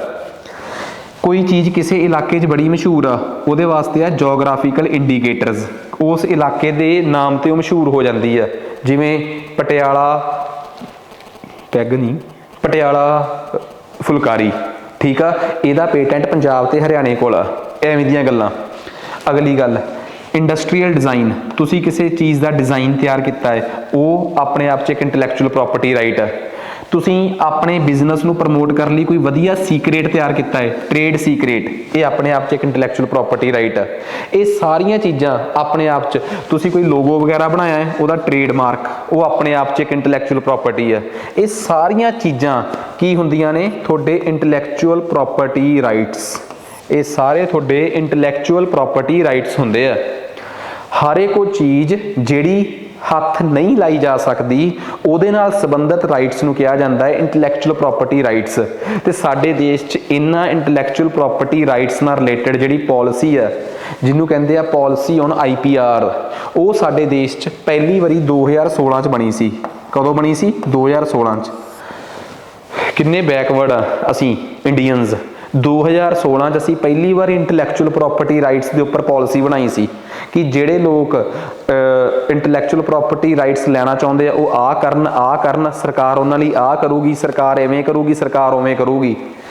Intellectual property rights ਤੇ ਪਹਿਲੀ ਪਾਲਿਸੀ ਕਦੋਂ ਬਣੀ ਆ? ਇਹ ਛੋਟੇ ਮੋਟੇ ਪੇਪਰ 'ਚ ਆਉਣ ਵਾਲਾ ਸਵਾਲ ਆ। ਇੰਟੈਲੈਕਚੁਅਲ ਪ੍ਰੋਪਰਟੀ ਰਾਈਟਸ ਤੇ ਜਿਹੜੀ ਪਾਲਿਸੀ ਆ ਉਹ ਕਿਹੜਾ ਡਿਪਾਰਟਮੈਂਟ ਬਣਾਉਂਦਾ ਹੈ? ਇਹ ਵੱਡਾ ਸਵਾਲ ਆ। DPIIT, department for promotion of industry and internal trade. So ਆ ਇੱਕ ਕਹਾਣੀ ਹੋ ਗਈ, ਸਾਨੂੰ ਪਤਾ ਲੱਗ ਗਿਆ। ਹੁਣ ਆ ਜਾਓ ਇਹਦੇ ਤੇ ਥੋੜਾ ਜਿਹਾ ਓਵਰਵਿਊ। ਹਾਂਜੀ, ਸਾਡੇ ਦੇਸ਼ ਦੇ ਅੰਦਰ ਇੰਟਰਨਲ ਟ੍ਰੇਡ, ਠੀਕ ਆ, ਉਹਦੀ ਪ੍ਰਮੋਸ਼ਨ, ਇੰਡਸਟਰੀਅਲ ਪਾਲਿਸੀ, ਇੰਡਸਟਰੀ ਨੂੰ ਪ੍ਰਮੋਟ ਕਿਵੇਂ ਕਰਨਾ ਹੈ, ਇੰਟੈਲੈਕਚੁਅਲ ਪ੍ਰੋਪਰਟੀ ਰਾਈਟਸ, ਈ-ਕਮਰਸ ਨਾਲ ਰਿਲੇਟਡ ਪਾਲਿਸੀਜ਼, ਠੀਕ ਆ। ਇਹ ਸਾਰੇ ਕੰਮ ਕਿਹੜੇ ਡਿਪਾਰਟਮੈਂਟ ਦੇ ਆ? ਡਿਪਾਰਟਮੈਂਟ ਆਫ ਕਾਮਰਸ ਦੇ ਆ, ਠੀਕ ਆ। ਸੋ ਕਹਾਣੀ ਹੁਣ ਤੱਕ ਇਹ ਸਮਝ ਆਈ ਸਾਨੂੰ ਕਿ ਬਈ ਅਸੀਂ ਦੋ ਡਿਪਾਰਟਮੈਂਟ ਮਿਨਿਸਟਰੀ ਆਫ ਕਾਮਰਸ ਦੇ ਅੰਡਰ ਆਉਂਦੇ ਆ, ਡਿਪਾਰਟਮੈਂਟ ਆਫ ਕਾਮਰਸ ਤੇ ਇੱਕ ਆ ਡਿਪਾਰਟਮੈਂਟ ਆਫ ਇੰਟਰਨਲ ਟ੍ਰੇਡ ਤੇ policy of promotion of industry. ਇਹ ਦੋ ਡਿਪਾਰਟਮੈਂਟ ਜਿਹੜੇ ਆ ਇਹ ਇਸ ਮਿਨਿਸਟਰੀ ਦੇ ਅੰਡਰ ਆਉਂਦੇ ਆ ਤੇ ਅਸੀਂ ਦੋਵੇਂ ਡਿਪਾਰਟਮੈਂਟ ਬੜੀ ਚੰਗੀ ਡਿਟੇਲ 'ਚ ਪੜ੍ਹ ਲਏ। ਹੁਣ ਇਹਨਾਂ ਦੋਵਾਂ ਡਿਪਾਰਟਮੈਂਟਸ ਦੇ ਨਾਲ ਨਾਲ ਇਸ ਮਿਨਿਸਟਰੀ ਦੇ ਅੰਡਰ ਦੋ ਏਜੰਸੀਜ਼ ਵੀ ਕੰਮ ਕਰਦੀਆਂ ਨੇ।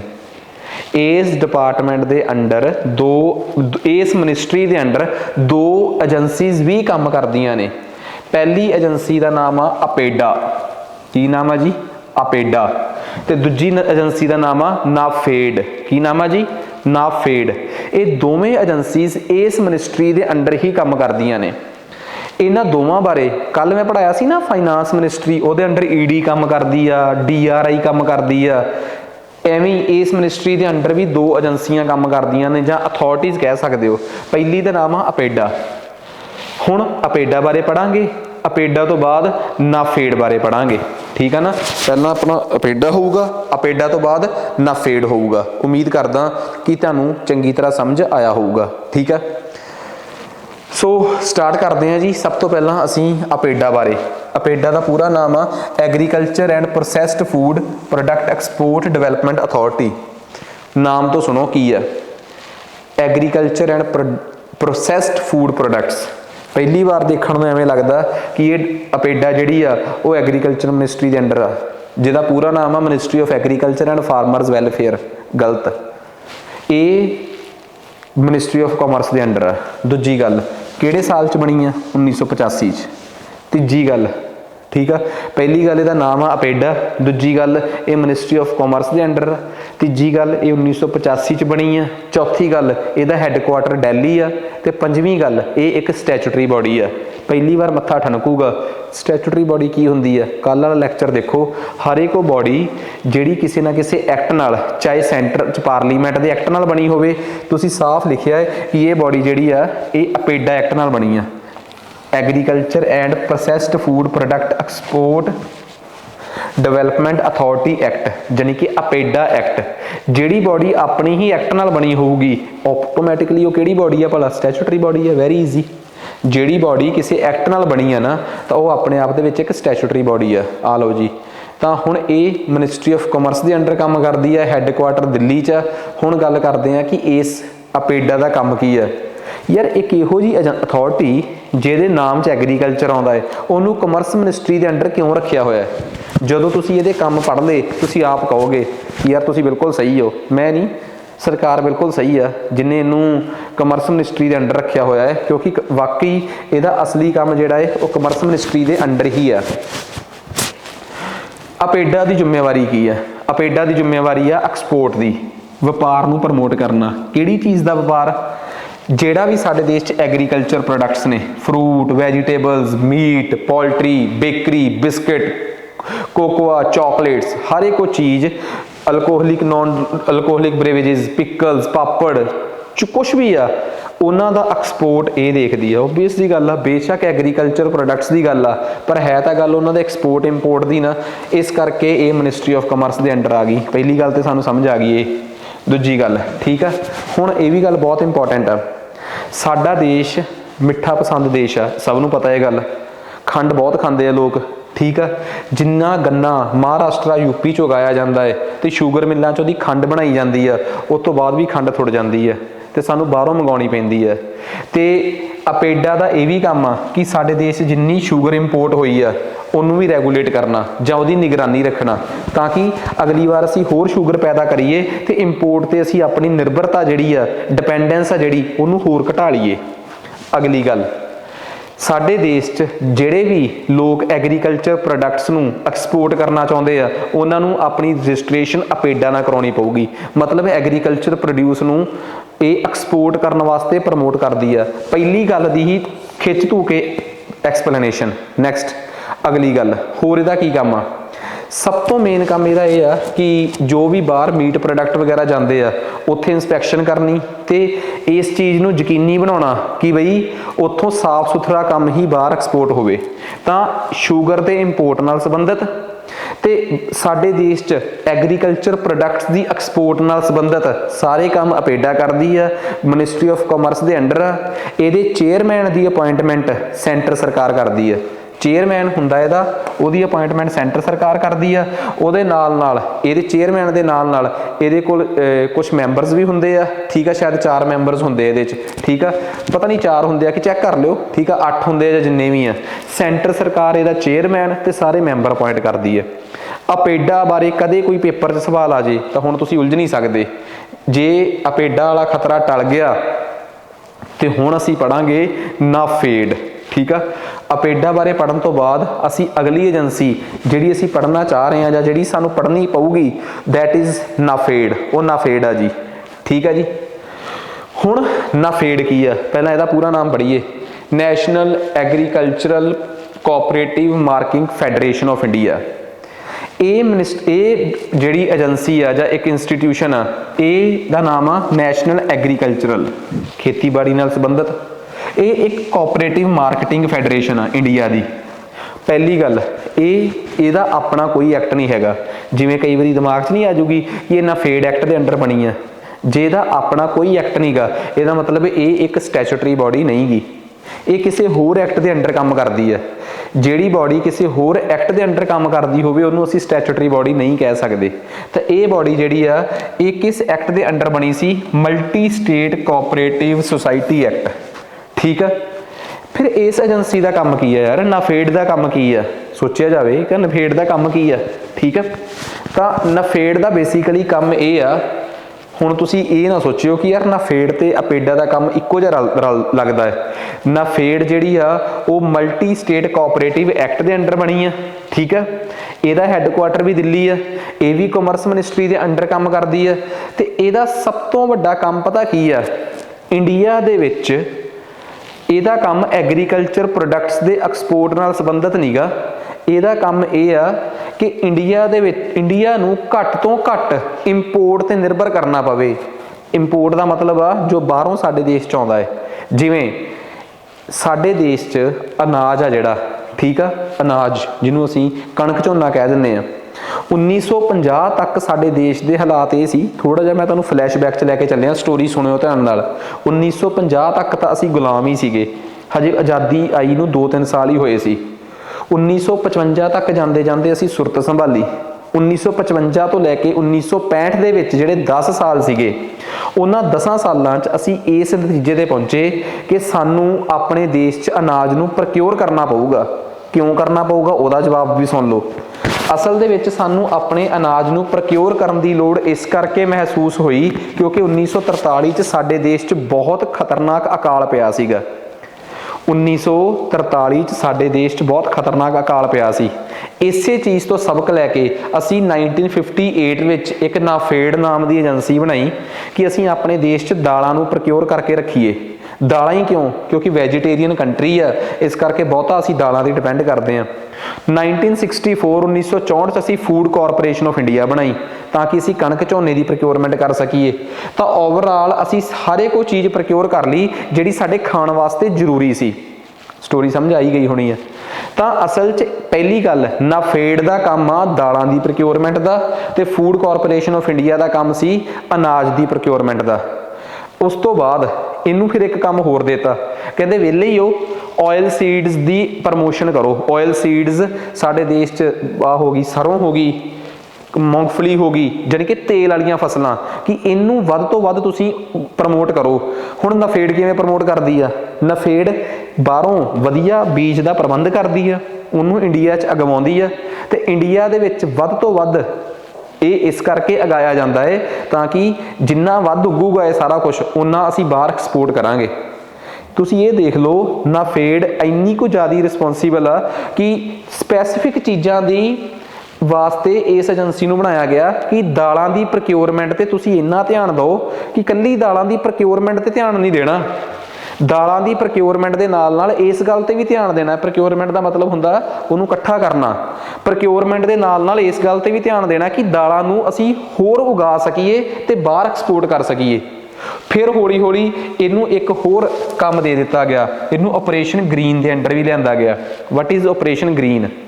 3 ਫਸਲਾਂ ਤੇ ਜ਼ੋਰ ਦੇਣਾ ਟੌਪ, ਟੋਮੈਟੋ, ਅਨੀਅਨ ਤੇ ਪੋਟੈਟੋ, ਕਿਉਂਕਿ ਇਹ ਤਿੰਨੇ ਫਸਲਾਂ ਖਰਾਬ ਹੋਣ ਵਾਲੀਆਂ, ਪੈਰੀਸ਼ੇਬਲ ਪ੍ਰੋਡਕਟ ਨੇ। ਇਹਨਾਂ ਤਿੰਨਾਂ ਦੀ ਵਿਕਰੀ ਦੀ ਜ਼ਿੰਮੇਵਾਰੀ ਵੀ ਇਹਨੂੰ ਦੇਤੀ, ਤੇ ਇਹਨਾਂ ਨੂੰ ਕਿਹਾ ਗਿਆ ਕਿ ਮੰਨ ਲਓ ਕਿਸੇ ਸਟੇਟ ਦੇ ਵਿੱਚ ਤੁਹਾਨੂੰ ਪਤਾ ਹੈ ਕਿ ਆਲੂ 7-8 ਰੁਪਏ ਕਿਲੋ ਵਿਕਣੇ ਚਾਹੀਦੇ ਆ, ਪਰ ਉੱਥੇ ਪ੍ਰਾਈਵੇਟ ਪਲੇਅਰ ਲੈ ਰਿਹਾ 4 ਰੁਪਏ ਕਿਲੋ। ਇੱਕ ਕਿਸਾਨ ਨੂੰ ਕਿੰਨੇ ਰੁਪਏ ਦਾ ਘਾਟਾ ਪੈ ਗਿਆ? 3 ਰੁਪਏ ਦਾ। ਤੁਸੀਂ ਉਸ ਕਿਸਾਨ ਨੂੰ ਪ੍ਰਾਈਸ ਸਪੋਰਟ ਸਕੀਮ ਦੇ ਤਹਿਤ 3 ਰੁਪਏ ਦੇ ਦਿਓ, 4 ਰੁਪਏ ਉਹਨੂੰ ਆੜ੍ਹਤੀਏ ਨੇ ਦੇਤੇ, 3 ਤੁਸੀਂ ਦੇ ਦਿਓ, ਉਹਦਾ ਕੰਮ ਵੀ ਚੱਲ ਗਿਆ, ਠੀਕ ਆ। ਤੇ ਘੱਟੋ ਘੱਟ ਫਿਰ ਉਹ 7 ਰੁਪਏ ਦਾ ਅਨਾਜ ਜਿਹੜਾ ਹੈ ਉਹ ਕਿੱਥੋਂ ਐਕਸਪੋਰਟ ਹੋਊਗਾ? ਸਾਡੇ ਦੇਸ਼ ਦੇ ਆੜ੍ਹਤੀਏ ਕੋਲ ਆ ਗਿਆ, ਉਹਨੇ 7 ਰੁਪਏ ਦੇ ਅਨਾਜ ਦਾ ਕੀ, ਉਹਦਾ ਆਲੂਆਂ ਦਾ ਕੀ ਕਰਨਾ? ਉਹ ਵੀ ਤਾਂ ਕਿਤੇ ਵੇਚੂਗਾ ਹੀ ਬਾਹਰ।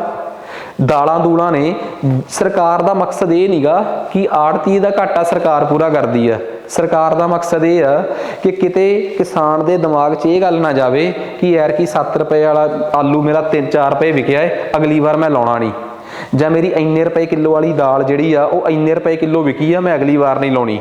ਸਰਕਾਰ ਉਹ ਵਿਚਲਾ ਘਾਟਾ ਪੂਰਾ ਕਰ ਦਿੰਦੀ ਆ, ਤੇ ਇਹਦੇ ਵਾਸਤੇ ਬੜੀ ਤਗੜੀ ਸਕੀਮ ਚਲਾਈ ਆ, PM ਆਸ਼ਾ। PM ਆਸ਼ਾ ਇੱਕ ਬਹੁਤ ਤਗੜੀ ਐਗਰੀਕਲਚਰ ਪ੍ਰੋਡਕਟਸ ਨੂੰ ਕਿਸੇ ਵੀ ਤਰੀਕੇ ਦੀ ਉਹਦੀ ਵਿਕਰੀ 'ਚੋਂ ਲੋਕ ਪਿੱਛੇ ਨਾ ਰਹਿ ਜਾਣ। PM ਆਸ਼ਾ ਇੱਕ ਇਹੋ ਜਿਹੀ ਸਕੀਮ ਆ ਜਿਹਦੇ ਤਹਿਤ ਸਰਕਾਰ ਜਿਹੜਾ ਕਿਸਾਨਾਂ ਦਾ ਘਾਟਾ ਰਹਿ ਜਾਂਦਾ ਨਾ ਆੜ੍ਹਤੀਆਂ ਨੂੰ ਫਸਲ ਵੇਚ ਕੇ, ਉਹ ਪੂਰਾ ਕਰਦੀ ਆ। ਤੇ ਉਹਦੇ ਅੰਡਰ ਇੱਕ ਬੜੀ ਸੋਹਣੀ ਸਕੀਮ ਆ ਪ੍ਰਾਈਸ ਸਪੋਰਟ ਸਕੀਮ, ਉਹਦੇ ਤਹਿਤ ਕਿਸਾਨਾਂ ਨੂੰ ਬਚਿਆ ਹੋਇਆ ਪੈਸਾ ਦੇ ਦਿੱਤਾ ਜਾਂਦਾ ਹੈ। ਤੇ ਇਹ ਦਾਲਾਂ ਨਾਲ ਸੰਬੰਧਿਤ ਤੇ ਟੌਪ ਨਾਲ ਸੰਬੰਧਿਤ ਇਹ ਪੈਸਾ ਕਿਹੜੀ ਏਜੰਸੀ ਹੈ ਜਿਹੜੀ ਦਿੰਦੀ ਹੈ ਸਰਕਾਰ ਦੇ ਬਿਹਾਫ ਤੇ? ਉਸ ਏਜੰਸੀ ਦਾ ਨਾਮ ਹੀ ਨਾਫੇਡ ਆ। ਸਟੋਰੀ ਸਮਝਾਉਣ ਤੋਂ ਬਾਅਦ ਮੈਂ ਦੱਸਿਆ ਕਿ ਨਾਫੇਡ ਦਾ ਕੰਮ ਕੀ ਹੈ। ਉਮੀਦ ਕਰਦਾ ਕਿ ਸਾਡੇ ਦੇਸ਼ 'ਚ ਨਾਫੇਡ ਜਿਹੜੀ ਆ ਉਹ ਕਿਸ ਪਰਪਸ ਨਾਲ ਬਣੀ ਆ ਇਹ ਤੁਹਾਨੂੰ ਚੰਗੀ ਤਰ੍ਹਾਂ ਸਮਝ ਆ ਗਿਆ ਹੋਊਗਾ। ਨਾਫੇਡ ਦਾ ਮਕਸਦ ਆ ਕਿ ਦਾਲਾਂ ਟੌਪ ਯਾਨੀ ਕਿ ਪੈਰੀਸ਼ੇਬਲ ਪ੍ਰੋਡਕਟ ਵੱਧ ਤੋਂ ਵੱਧ ਉਗਾਏ ਜਾਣ, ਠੀਕ ਆ, ਤਾਂ ਜੋ ਇਹਨਾਂ ਨੂੰ ਇੰਡੀਆ ਦਾ ਐਕਸਪੋਰਟ ਜਿਹੜਾ ਹੈ ਉਹ ਵਧੇ ਤੇ ਸਾਨੂੰ ਇਹਨਾਂ ਚੀਜ਼ਾਂ ਵਾਸਤੇ ਬਾਹਰ ਵਾਲੇ ਦੇਸ਼ਾਂ ਤੇ ਡਿਪੈਂਡ ਨਾ ਹੋਣਾ ਪਵੇ। ਇਹ ਬਹੁਤ ਜ਼ਰੂਰੀ ਮਕਸਦ ਦੇ ਤੌਰ ਤੇ ਗਿਣਿਆ ਜਾ ਸਕਦਾ ਹੈ। ਇਹ ਸੀ ਮਿਨਿਸਟਰੀ ਆਫ ਕਾਮਰਸ, ਠੀਕ ਆ। ਇਹਨੂੰ ਖਤਮ ਕਰਨ ਤੋਂ ਬਾਅਦ ਹੁਣ ਅਸੀਂ ਨੈਕਸਟ ਮਿਨਿਸਟਰੀ ਤੇ ਆ ਗਏ ਹਾਂ, ਤੇ ਸਾਡੀ ਅਗਲੀ ਮਿਨਿਸਟਰੀ ਆ ਮਿਨਿਸਟਰੀ ਆਫ ਕਾਰਪੋਰੇਟ ਅਫੇਅਰਸ, ਠੀਕ ਹੈ ਜੀ। ਸਾਡੀ ਜਿਹੜੀ ਅਗਲੀ ਮਿਨਿਸਟਰੀ ਆ ਉਸ ਮਿਨਿਸਟਰੀ ਦਾ ਨਾਮ ਆ ਜੀ ਮਿਨਿਸਟਰੀ ਆਫ ਕਾਰਪੋਰੇਟ ਅਫੇਅਰਸ, ਠੀਕ ਆ। ਬੜੇ ਧਿਆਨ ਨਾਲ ਸਮਝਣ ਵਾਲੀ ਗੱਲ ਆ ਕਿ ਮਿਨਿਸਟਰੀ ਆਫ ਕਾਰਪੋਰੇਟ ਅਫੇਅਰਸ ਕੀ ਆ। ਤਾਂ ਸਟੋਰੀ ਬੜੀ ਇੰਪੋਰਟੈਂਟ ਆ। ਪਹਿਲੀ ਗੱਲ, ਕਾਰਪੋਰੇਟ ਅਫੇਅਰਸ ਦੀ ਮਿਨਿਸਟਰੀ ਨੂੰ ਸਮਝਣ ਤੋਂ ਪਹਿਲਾਂ ਘੱਟੋ ਘੱਟ ਤੁਹਾਨੂੰ ਇਹ ਪਤਾ ਹੋਣਾ ਚਾਹੀਦਾ ਹੈ ਕਿ ਸਾਡੇ ਦੇਸ਼ 'ਚ ਕਾਰਪੋਰੇਟਸ ਕੀ ਨੇ। ਜਿਹੜੇ ਤਗੜੇ ਲੋਕ ਜਿਨ੍ਹਾਂ ਨੂੰ ਆਪਾਂ ਕਹਿ ਦਿੰਦੇ ਆ, ਠੀਕ ਆ, ਜਿਨ੍ਹਾਂ 'ਚ ਆਪਾਂ ਕਹਿ ਦਿੰਦੇ ਆ ਤਗੜੇ ਬਿਜ਼ਨਸ ਹਾਊਸ ਹੋ ਗਏ ਸਾਡੇ, ਟਾਟਾਜ਼, ਬਿਰਲਾਜ਼, ਠੀਕ ਆ। ਇਸ ਤੋਂ ਬਿਨਾਂ ਆਪਣੇ ਅਡਾਨੀਜ਼, ਅਬਾਨੀਜ਼ ਤੇ ਹੋਰ ਪਤਾ ਨਹੀਂ ਕਿੰਨੇ ਕੁ ਤਗੜੇ ਬਿਗ ਇੰਡਸਟਰੀਅਲ ਹਾਊਸ ਜਿਹੜੇ ਨੇ, ਇਹ ਸਾਰੇ ਕਾਰਪੋਰੇਟਸ ਨੇ। ਸਰਕਾਰ ਨੂੰ ਇਹਨਾਂ ਨੂੰ ਵੀ ਥੋੜ੍ਹਾ ਬਹੁਤਾ ਰੈਗੂਲੇਟ ਰੱਖਣਾ ਪੈਂਦਾ ਹੈ, ਇਹਨਾਂ 'ਤੇ ਵੀ ਸਰਕਾਰ ਨੂੰ ਨਿਗਰਾਨੀ ਰੱਖਣੀ ਪੈਂਦੀ ਹੈ। ਵਜ੍ਹਾ सरकार नूं इन्हां ते निगरानी क्यों रखनी पैंदी है, पहलां तां ये सुणो। क्योंकि कई वारी ना इन्हां दी आपसी दुश्मनी जिहड़ी आ ਉਹ ਇੰਨੀ ਕੁ ਖਰਾਬ ਕਰ ਦਿੰਦੀ ਆ ਕਿ ਉਹ ਪੂਰੇ ਦੇਸ਼ ਦਾ ਬਿਜ਼ਨਸ ਦਾ ਮਾਹੌਲ ਖਰਾਬ ਕਰ ਦਿੰਦੀ ਆ। ਇਹ ਇੱਕ ਦੂਜੇ ਨੂੰ ਕੰਪੀਟੀਸ਼ਨ 'ਚ ਹਰਾਉਣ ਵਾਸਤੇ ਬੜੀ ਨੀਚ ਹਰਕਤਾਂ ਕਰਨ ਲੱਗ ਪੈਂਦੇ ਆ। ਇਸ ਕਰਕੇ ਸਰਕਾਰ ਨੇ ਇੱਕ ਐਕਟ ਬਣਾਇਆ ਹੋਇਆ ਹੈ, ਕੰਪੀਟੀਸ਼ਨ ਐਕਟ 2002, ਕਿ ਜੇ ਕਿਸੇ ਇੱਕ ਕੰਪਨੀ ਨੇ ਦੂਜੀ ਨੂੰ ਨੀਵਾਂ ਦਿਖਾਉਣ ਵਾਸਤੇ ਕੋਈ ਗਲਤ ਹਰਕਤ ਕੀਤੀ ਤਾਂ ਕੰਪੀਟੀਸ਼ਨ ਐਕਟ 2002 ਦੇ ਤਹਿਤ ਉਸ ਕੰਪਨੀ 'ਤੇ ਕਾਰਵਾਈ ਕੀਤੀ ਜਾਊਗੀ। ਉਸ ਤੋਂ ਬਾਅਦ ਜਿੰਨੀਆਂ ਵੀ ਫਰਮਾਂ ਸਾਡੇ ਦੇਸ਼ 'ਚ ਰਜਿਸਟਰਡ ਹੁੰਦੀਆਂ ਹੈ, ਠੀਕ ਆ, ਜਾਂ ਤਾਂ ਉਹ ਫਰਮ ਕਿਸੇ ਇੱਕ ਬੰਦੇ ਦੀ ਹੋਊਗੀ, ਫਿਰ ਤਾਂ ਚਲੋ ਸਿੱਧਾ ਹਿਸਾਬ ਆ ਉਹਦੀ ਪ੍ਰੋਪਰਾਈਟਰਸ਼ਿਪ ਹੀ ਹੋਊਗੀ, ਜਾਂ ਉਹ ਦੋ ਜਣਿਆਂ ਦੀ ਹਿੱਸੇਦਾਰੀ 'ਚ ਹੋਊਗੀ। ਜੇ ਉਹ ਦੋ ਜਣਿਆਂ ਦੀ ਹਿੱਸੇਦਾਰੀ 'ਚ ਆ, ਹੁਣ ਧਿਆਨ ਨਾਲ ਸੁਣਿਓ, ਇੱਕ ਕੰਪਨੀ ਮੈਂ ਤੇ ਮੇਰਾ ਫਰੈਂਡ ਮਿਲ ਕੇ ਚਲਾ ਰਹੇ ਆ, ਉਸ ਕੰਪਨੀ 'ਚ ਦੋ ਅੱਗੇ ਸਬ ਪਾਰਟ ਨੇ, ਇੱਕ ਆਈਲੈਟਸ ਤੇ ਇੱਕ ਇਮੀਗ੍ਰੇਸ਼ਨ। ਆਈਲੈਟਸ ਮੇਰੇ ਅੰਡਰ ਆਉਂਦਾ ਹੈ, ਆਈ ਤੇ ਆ ਹੀ ਉਹਦੇ ਅੰਡਰ ਆਉਂਦਾ ਹੈ, ਠੀਕ ਆ। ਮੈਂ ਚਾਹੁੰਦਾ ਕਿ ਜੇ ਕੱਲ੍ਹ ਨੂੰ ਇੱਥੇ ਕੋਈ ਗੜਬੜ ਹੋਵੇ ਤਾਂ ਮੇਰੇ ਤੇ ਜ਼ਿੰਮੇਵਾਰੀ ਨਾ ਆਵੇ, ਤੇ ਉਹ ਚਾਹੁੰਦਾ ਜੇ ਇਹਦੇ 'ਚ ਕੋਈ ਗੜਬੜ ਹੋਵੇ ਤਾਂ ਮੇਰੇ ਤੇ ਜ਼ਿੰਮੇਵਾਰੀ ਨਾ ਆਵੇ। ਅਸੀਂ ਆਪਣੀ ਲਿਮਿਟਿਡ ਲਾਇਬਿਲਿਟੀ ਨਾਲ, ਕਿਹਦੇ ਨਾਲ, ਲਿਮਿਟਿਡ ਜਵਾਬਦੇਹੀ ਨਾਲ ਇੱਕ ਹਿੱਸੇਦਾਰੀ ਬਣਾ ਲਈ, ਉਹਨੂੰ ਕਹਿੰਦੇ ਆ ਲਿਮਿਟਿਡ ਲਾਇਬਿਲਿਟੀ ਪਾਰਟਨਰਸ਼ਿਪ। ਇਹਦੇ ਵਾਸਤੇ ਸਾਡੇ ਦੇਸ਼ 'ਚ ਐਕਟ ਆ ਲਿਮਿਟਿਡ ਲਾਇਬਿਲਿਟੀ ਪਾਰਟਨਰਸ਼ਿਪ ਐਕਟ 2008। ਜੇ ਅਸੀਂ ਮਿਲ ਕੇ ਵੱਡਾ ਪ੍ਰੋਜੈਕਟ, ਵੱਡੀ ਕੰਪਨੀ ਲਾਉਣਾ ਚਾਹੁੰਦੇ ਆ ਤੇ ਜ਼ਿੰਮੇਵਾਰੀ ਨੂੰ ਸਾਂਝੇ ਤੌਰ ਤੇ ਸ਼ੇਅਰ ਕਰਨਾ ਚਾਹੁੰਦੇ ਆ, ਫਿਰ ਉਹਦੇ ਵਾਸਤੇ ਆ ਕੰਪਨੀਜ਼ ਐਕਟ। ਇੰਡੀਆ 'ਚ ਜਿੰਨੇ ਵੀ ਇਹ ਐਕਟ ਆ, ਠੀਕ ਆ, ਉਸ ਤੋਂ ਬਿਨਾਂ ਕਿਸੇ ਕੰਪਨੀ ਦਾ ਦਿਵਾਲਾ ਨਿਕਲ ਗਿਆ, ਲੋਕਾਂ ਦੇ ਪੈਸੇ ਮਾਰ ਕੇ ਭੱਜ ਗਈ, ਉਸ ਕੰਪਨੀ ਨੂੰ ਵੇਚਿਆ ਜਾਊਗਾ, ਵੇਚ ਕੇ ਉਹਨਾਂ ਲੋਕਾਂ ਦੇ ਪੈਸੇ ਦਿੱਤੇ ਜਾਣਗੇ। ਇਹਦੇ ਵਾਸਤੇ ਕਾਨੂੰਨ ਆ ਇਨਸੋਲਵੈਂਸੀ ਐਂਡ ਬੈਂਕਰਪਸੀ ਐਕਟ 2016। ਸਾਡੇ ਦੇਸ਼ 'ਚ ਕਾਰਪੋਰੇਟ ਅਫੇਅਰਸ ਵਾਲੀ ਜਿਹੜੀ ਮਿਨਿਸਟਰੀ ਆ ਉਹ ਇਹ ਸਾਰੇ ਐਕਟਾਂ ਨੂੰ ਰੈਗੂਲੇਟ ਕਰਦੀ ਆ, ਜਾਂ ਇਹ ਸਾਰੇ ਐਕਟ ਉਹਦੀ ਆਬਜ਼ਰਵੇਸ਼ਨ 'ਚ ਆਉਂਦੇ ਆ। ਪੇਪਰ 'ਚ ਪੁੱਛਿਆ ਜਾ ਸਕਦਾ ਹੈ ਕਿ ਇਸ ਮਿਨਿਸਟਰੀ ਦਾ ਕੰਮ ਕੀ ਆ। ਇਹ ਮਿਨਿਸਟਰੀ ਇੱਕ ਤਾਂ ਕੰਪਨੀਜ਼ ਐਕਟ 2013 ਤੇ ਕੰਪਨੀਜ਼ ਐਕਟ 1956, ਕਿਉਂਕਿ ਜਿੰਨੀਆਂ ਵੀ ਸਾਡੇ ਦੇਸ਼ 'ਚ ਕੰਪਨੀਆਂ ਨੇ ਉਹ ਇਹਨਾਂ ਦੋ ਐਕਟ ਦੇ ਅੰਡਰ ਹੀ ਰਜਿਸਟਰ ਹੁੰਦੀਆਂ ਹੈ। ਦੋਵੇਂ ਐਕਟ ਇਹ ਕੰਪਨੀ ਇਹ ਮਿਨਿਸਟਰੀ ਐਡਮਿਨਿਸਟਰ ਕਰਦੀ ਹੈ। ਤੀਸਰੀ ਗੱਲ, ਇਨਸੋਲਵੈਂਸੀ ਐਂਡ ਬੈਂਕਰਪਸੀ ਐਕਟ ਜਾਂ ਕੋਡ ਕਹਿ ਲਓ 2016 ਵਾਲਾ, ਇਹਦੀ ਐਡਮਿਨਿਸਟ੍ਰੇਸ਼ਨ ਦੀ ਜ਼ਿੰਮੇਵਾਰੀ ਵੀ ਇਸੇ ਮਿਨਿਸਟਰੀ ਦੀ ਆ, ministry of corporate affairs. Competition act, ਕੰਪਨੀਆਂ ਆਪਸ 'ਚ ਬਹੁਤ ਨੀਵੇਂ ਪੱਧਰ ਦੀ ਹਰਕਤ ਨਾ ਕਰਨ, ਕੰਪਨੀਆਂ ਆਪਸ ਦੇ ਵਿੱਚ ਨੀਵੇਂ ਪੱਧਰ ਦੀ ਹਰਕਤ ਕਰਕੇ ਇੱਕ ਦੂਜੇ ਨੂੰ ਨੀਚਾ ਨਾ ਦਿਖਾਉਣ, ਇਸ ਵਾਸਤੇ ਬਣਿਆ ਹੋਇਆ ਹੈ ਕੰਪੀਟੀਸ਼ਨ ਐਕਟ। ਮੇਰੀ ਗੱਲ ਬਹੁਤ ਗੌਰ ਨਾਲ ਦੁਬਾਰਾ ਫੇਰ ਸੁਣਿਓ। ਕੰਪਨੀਆਂ ਇੱਕ ਦੂਜੇ ਨੂੰ ਨੀਵਾਂ ਦਿਖਾਉਣ ਵਾਸਤੇ ਮਾਲ ਪ੍ਰੈਕਟਿਸਿਸ, ਠੀਕ ਆ, ਜਾਂ ਹੋਰ ਇਹ ਕਹਿ ਲਓ ਗੜਬੜ ਵਾਲੇ ਕੰਮ ਨਾ ਕਰਨ, ਠੀਕ ਆ, ਰਿਸਟ੍ਰਿਕਟਿਵ ਟ੍ਰੇਡ ਨਾ ਕਰਨ, ਮਤਲਬ ਇਹੋ ਜੀ ਕੋਈ ਹਰਕਤ ਨਾ ਕਰਨ, ਇਹੋ ਜਿਹਾ ਕੋਈ ਕੰਮ ਨਾ ਕਰਨ, ਠੀਕ ਆ, ਜਿਹਦੇ ਨਾਲ ਕਿ ਕੰਪਨੀਜ਼ ਨੂੰ ਇੱਕ ਦੂਜੀ ਕੰਪਨੀ ਨਾਲ ਕੁਝ ਗੜਬੜ ਹੋਵੇ, ਤਾਂ ਉਸ ਨਾਲ ਰਿਲੇਟਡ ਜਿਹੜਾ ਐਕਟ ਆ ਉਹਨੂੰ ਆਪਾਂ ਕਹਿ ਦਿੰਦੇ ਆ ਜੀ ਇਨਸੋਲਵੈਂਸੀ ਐਂਡ ਬੈਂਕਰਪਸੀ ਕੋਡ ਐਕਟ, ਠੀਕ ਹੈ। ਤਾਂ ਤੁਸੀਂ ਇਹ ਸਾਰੇ ਜਿੰਨੇ ਵੀ ਐਕਟ ਨੇ, ਹੋਰ ਸਾਡੇ ਦੇਸ਼ 'ਚ ਲਿਮਿਟਿਡ ਪਾਰਟਨਰਸ਼ਿਪ ਐਕਟ ਹੋ ਗਿਆ, ਚਾਰਟਰਡ ਅਕਾਊਂਟੈਂਟ ਐਕਟ ਹੋ ਗਿਆ, ਇਹ ਸਾਰੇ ਇਸੇ ਮਿਨਿਸਟਰੀ ਦੇ ਅੰਡਰ ਹੀ ਆਉਂਦੇ ਆ, ਠੀਕ ਹੈ। ਹੁਣ ਆਪਾਂ ਜਿਹੜੀ ਮਿਨਿਸਟਰੀ ਬਾਰੇ ਪੜ੍ਹ ਰਹੇ ਆ ਇਹਦਾ ਨਾਮ ਆ ਮਿਨਿਸਟਰੀ ਆਫ ਕਾਰਪੋਰੇਟ ਅਫੇਅਰਸ। ਵੈਸੇ ਜੇ ਕੋਈ ਮੈਨੂੰ ਪੁੱਛੇ ਕਿ ਮਿਨਿਸਟਰੀ ਆਫ ਕਾਰਪੋਰੇਟ ਅਫੇਅਰਸ ਦੀ ਸਭ ਤੋਂ ਮੇਨ ਚੀਜ਼ ਕੀ ਹੈ, ਅਸੀਂ ਪੜਾਂਗੇ ਕਿ ਮਿਨਿਸਟਰੀ ਆਫ ਕਾਰਪੋਰੇਟ ਅਫੇਅਰਸ ਨੇ ਇੱਕ ਬਹੁਤ ਤਗੜਾ ਇਨੀਸ਼ੀਏਟਿਵ ਲਿਆ ਹੈ। ਇਹ ਯੂਪੀਐਸਸੀ ਪੀਪੀਐਸਸੀ ਦੇ ਪੁਆਇੰਟ ਆਫ ਵਿਊ ਨਾਲ ਹੈ ਵੀ ਬਹੁਤ ਇੰਪੋਰਟੈਂਟ ਇਨੀਸ਼ੀਏਟਿਵ, ਠੀਕ ਆ। ਇਹਨੂੰ ਪੀਪੀਐਸਸੀ ਯੂਪੀਐਸਸੀ ਬੜੀ ਵਾਰ ਪੇਪਰਾਂ 'ਚ ਇਹਦਾ ਅਹਿਸਾਸ ਕਰਾ ਵੀ ਚੁੱਕੀ ਹੈ। MCA 21, ਪਹਿਲਾਂ ਤਾਂ ਸਮਝੋ ਇਹ MCA 21 ਹੈ ਕੀ ਆ। ਅਸੀਂ ਲਗਾਤਾਰ 3-4 ਲੈਕਚਰ ਲਾ ਕੇ ਆਏ ਆ।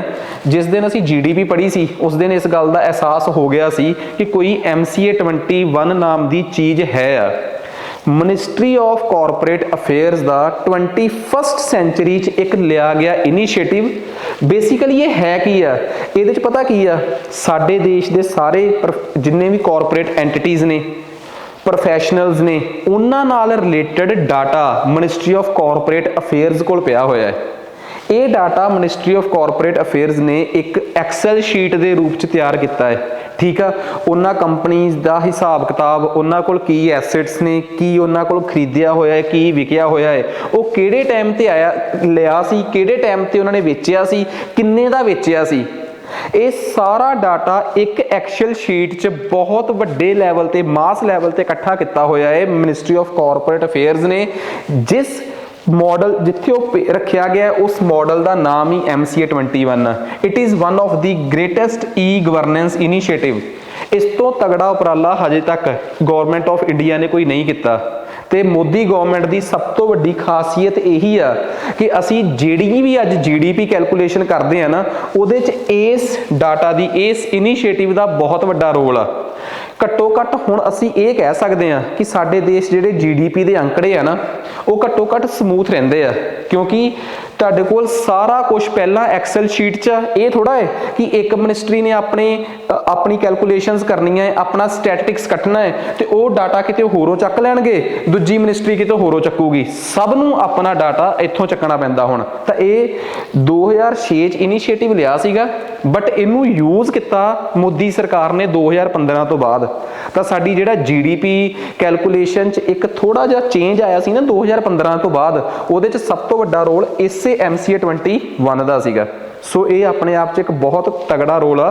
हुण तुसीं एक गल देखो, मैं तुहानूं जस्ट एक एग्जाम्पल दिना कि आखिर क्यों किया गया। हुण सपोज करो एक कंपनी आ जिहदा नाम वोडाफोन आ, एक कंपनी आ आइडिया। इस कंपनी ने विकना है तो इस कंपनी ने उन्होंने खरीद लेना है, कुछ एवें दा भी होया होगा, ठीक है।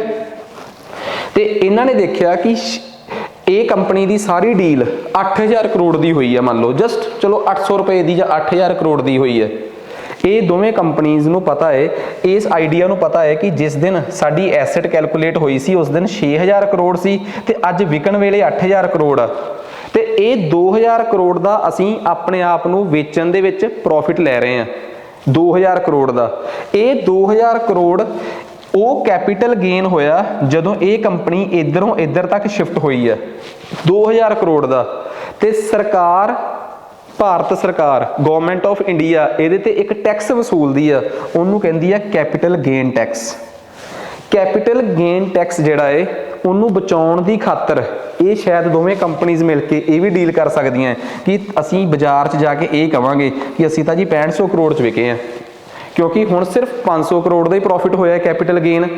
तो इहो जी गड़बड़ ना हो सके, सारियां चीज़ों की सही कैलकुलेशन भारत सरकार कोल पहलां ही पई होवे, वो इस करके कि उन्हां कोल सारी इन्फॉर्मेशन पहलां ही पई हुई है। तो मिनिस्ट्री ऑफ कॉरपोरेट अफेयर्स का एक जिहड़ा इनीशिएटिव है MCA 21, वो एक बड़ा तगड़ा उपराला है, एक बड़ा तगड़ा इनीशिएटिव है कि सरकार नूं पहलां ही एक आइडिया होवे कि ये चीज़ जिहड़ी इस टाइम बाजार च पई है ना, इहदा तकरीबन इन्ना कु रेट तां हैगा ही आ। इसे रेट नूं कहा जाता है आम लेंथ प्राइज। आम लेंथ प्राइस का मतलब आ कि उक्का फुक्का ये समान 8000 करोड़ का तो हैगा ही आ।